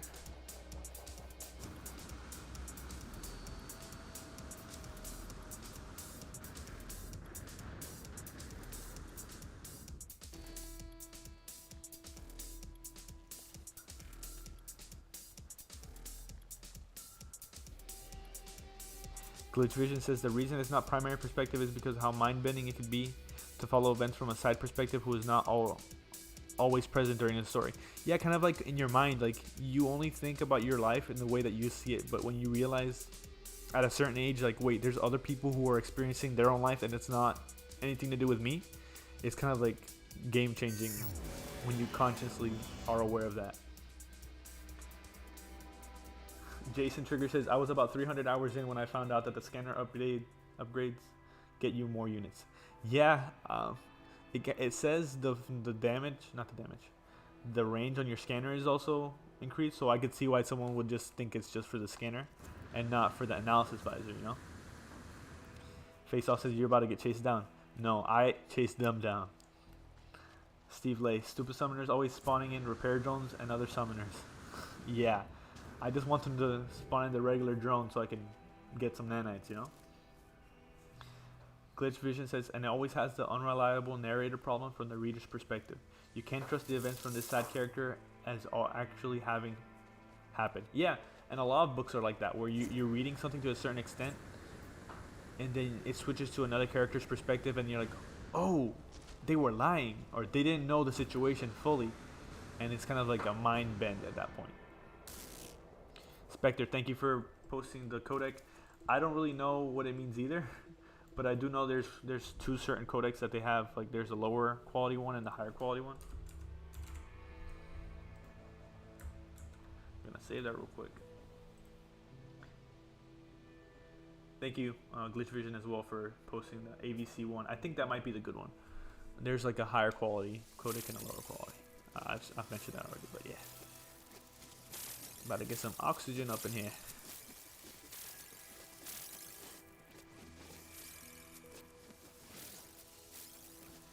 When the game first came out in 2016, like this would be like the most exciting thing in the game to happen to you. You would find like a dead planet and it would have a bunch of oxygen on you. Like, yay, I found oxygen plants. But the game has come a long way and there's so many other things to get excited about and play gameplay wise, you know?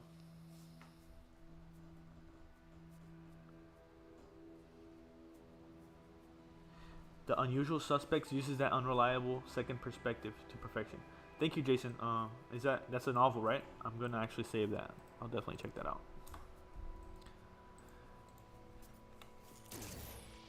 We don't just have to talk about No Man's Sky, guys. Just keep in mind, if y'all want to recommend a show that you've been watching or a movie or a book, feel free, because I'm always looking for suggestions, especially from people who have good taste, like y'all, because y'all are watching my channel.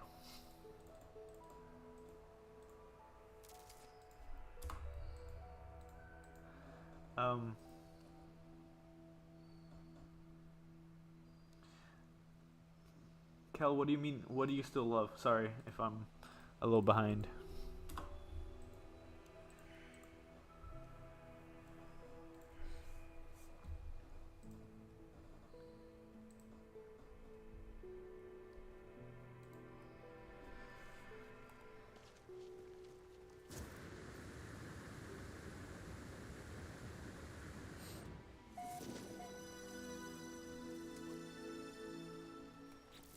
Let me upgrade.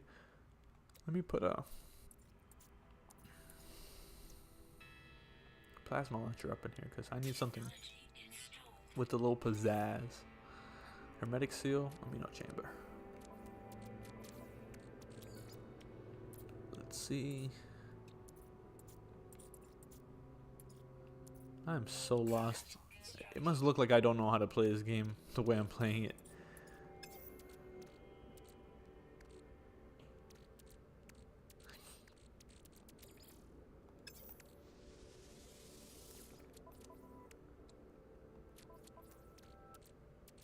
How the hell? Amino chamber. I need 1 metal plating.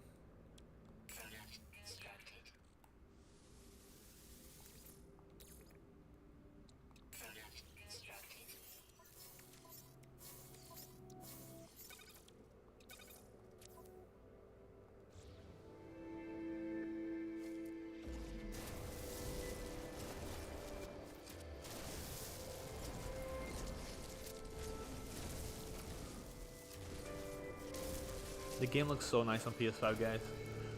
I'm sorry for the people who are playing on Switch tomorrow, but PS5 and PC and Xbox Series X and S is where it's at.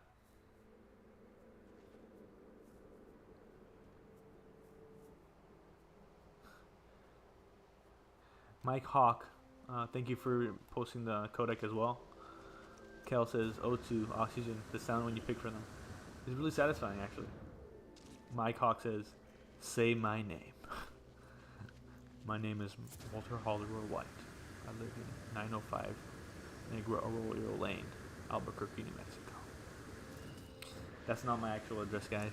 That's a reference from the show. Very nice view, guys. That orange and then the blue is a very nice contrast. Wow. Can we just appreciate how beautiful this game is? I'm pretty sure all of us already do appreciate it, but there's not a lot of games that can like take your breath away in a certain way where you're like, damn, no one has ever seen this specific planet like I am at this moment. Jason, yeah, I'm also on the PS5. The haptic feedback is incredible. When you take off, like you could feel like the engine spooling up. It's kind of hard to describe.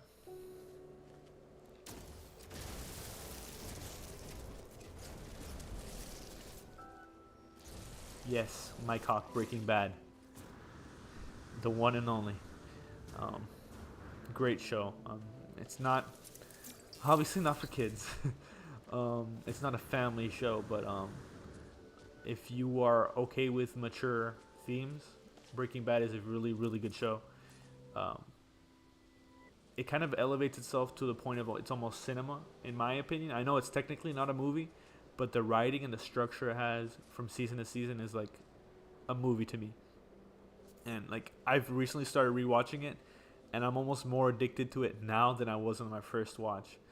And like I'm watching the episodes and I'm like, oh, that's why that happened. Like you're catching details that you didn't catch on the first watch, and like the writing is so good, guys. Mike Hawk. Oh. How could I?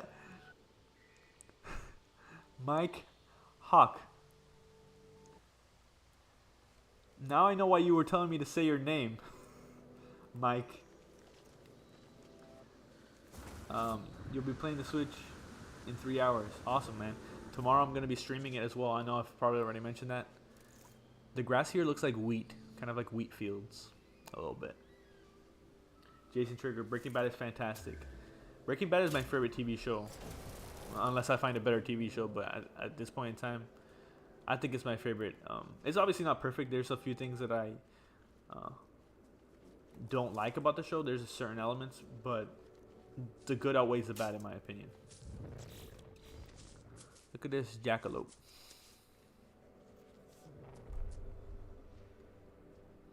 Mike tricked me into saying something vulgar. How dare you?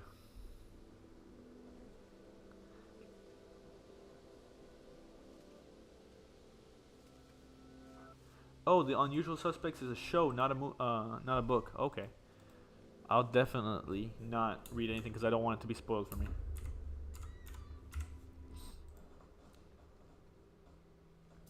Glitch Vision says we don't have 4.0 on the Switch until tomorrow probably though. Yeah, the only reason I say that I think the same is because I don't think that Hello Games wants to be up at 4 at whatever time in the morning fixing bugs the second it turns into midnight, because there's gonna be bugs. There's gonna be a bunch of problems, especially every update brings problems, especially with the way this engine is made. It's like they made a custom engine for this game and it's duct taped together and it's incredible what it can produce, but it's also prone to bugs when you change something in it, you know. But they are really good at patching out the big major bugs, and yeah, just keep that in mind. I know pretty much all y'all are long-time No Man's Sky fans, except for was it? Oh, it was Silophysis that hasn't played yet, but he's not back. Yeah.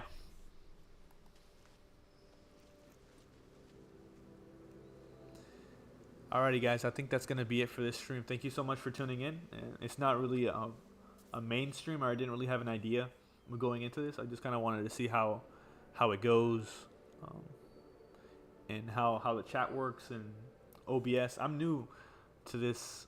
I haven't used OBS ever. I haven't used a capture card in my life, and I'm learning. Thank you guys for your patience. Glitch Vision. Sometimes though they let bugs become features. Melee jetpack boosting anyone? Yes, you know, melee jetpack was a glitch, and thankfully they've never removed it because it's so nice. Oh no, thank you Mike for tuning in, and thank all of y'all for your support. If you haven't subscribed already, you probably already are, but make sure to hit a subscribe button. Thank y'all so much. I know that there's like a handful of you who have been here since the beginning, or like since the middle of the stream, and stick with me. I appreciate y'all so much. Well, I'll see y'all tomorrow, and we're really hyped for 4.0. It's gonna be awesome, guys. There's no way that there's a sandworm on this planet. I never realized. What? Talk about end of a stream surprise. Thank you, Steve. Thank you, Jason, for tuning in. Thank you, Glitch Vision, as well, and thank you for the information on the different parts of the game that I didn't know about or I wasn't familiar with, and the second person stuff. That's really fascinating stuff, man. Chasing down this worm. Alrighty, guys, I'm gonna be closing in a second, so y'all have a very good night. Sleep well. And if you're going to be staying up till midnight to play it on the Switch, I hope you get good rest soon. Alright? Thank you so much for participating and keeping the chat going. And I'll see y'all tomorrow. Oh, hey, Eternal Darkness. No, I'm just ending the stream. Eternal Darkness is like, he's one of the first people who like commented on my videos and like very supportive of my channel, and he's one of the founders, you know. I appreciate you very much, Eternal Darkness, and he's also an OG from when the game first came out, so 07 to Eternal Darkness. Oh, I just put O.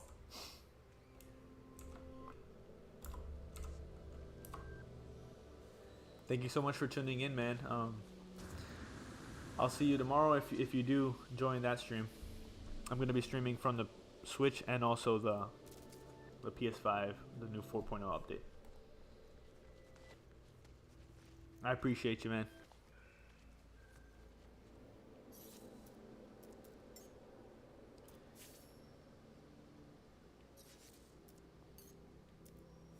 Good night, y'all.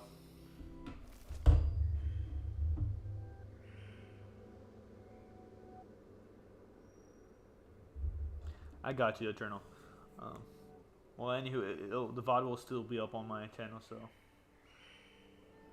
see y'all tomorrow.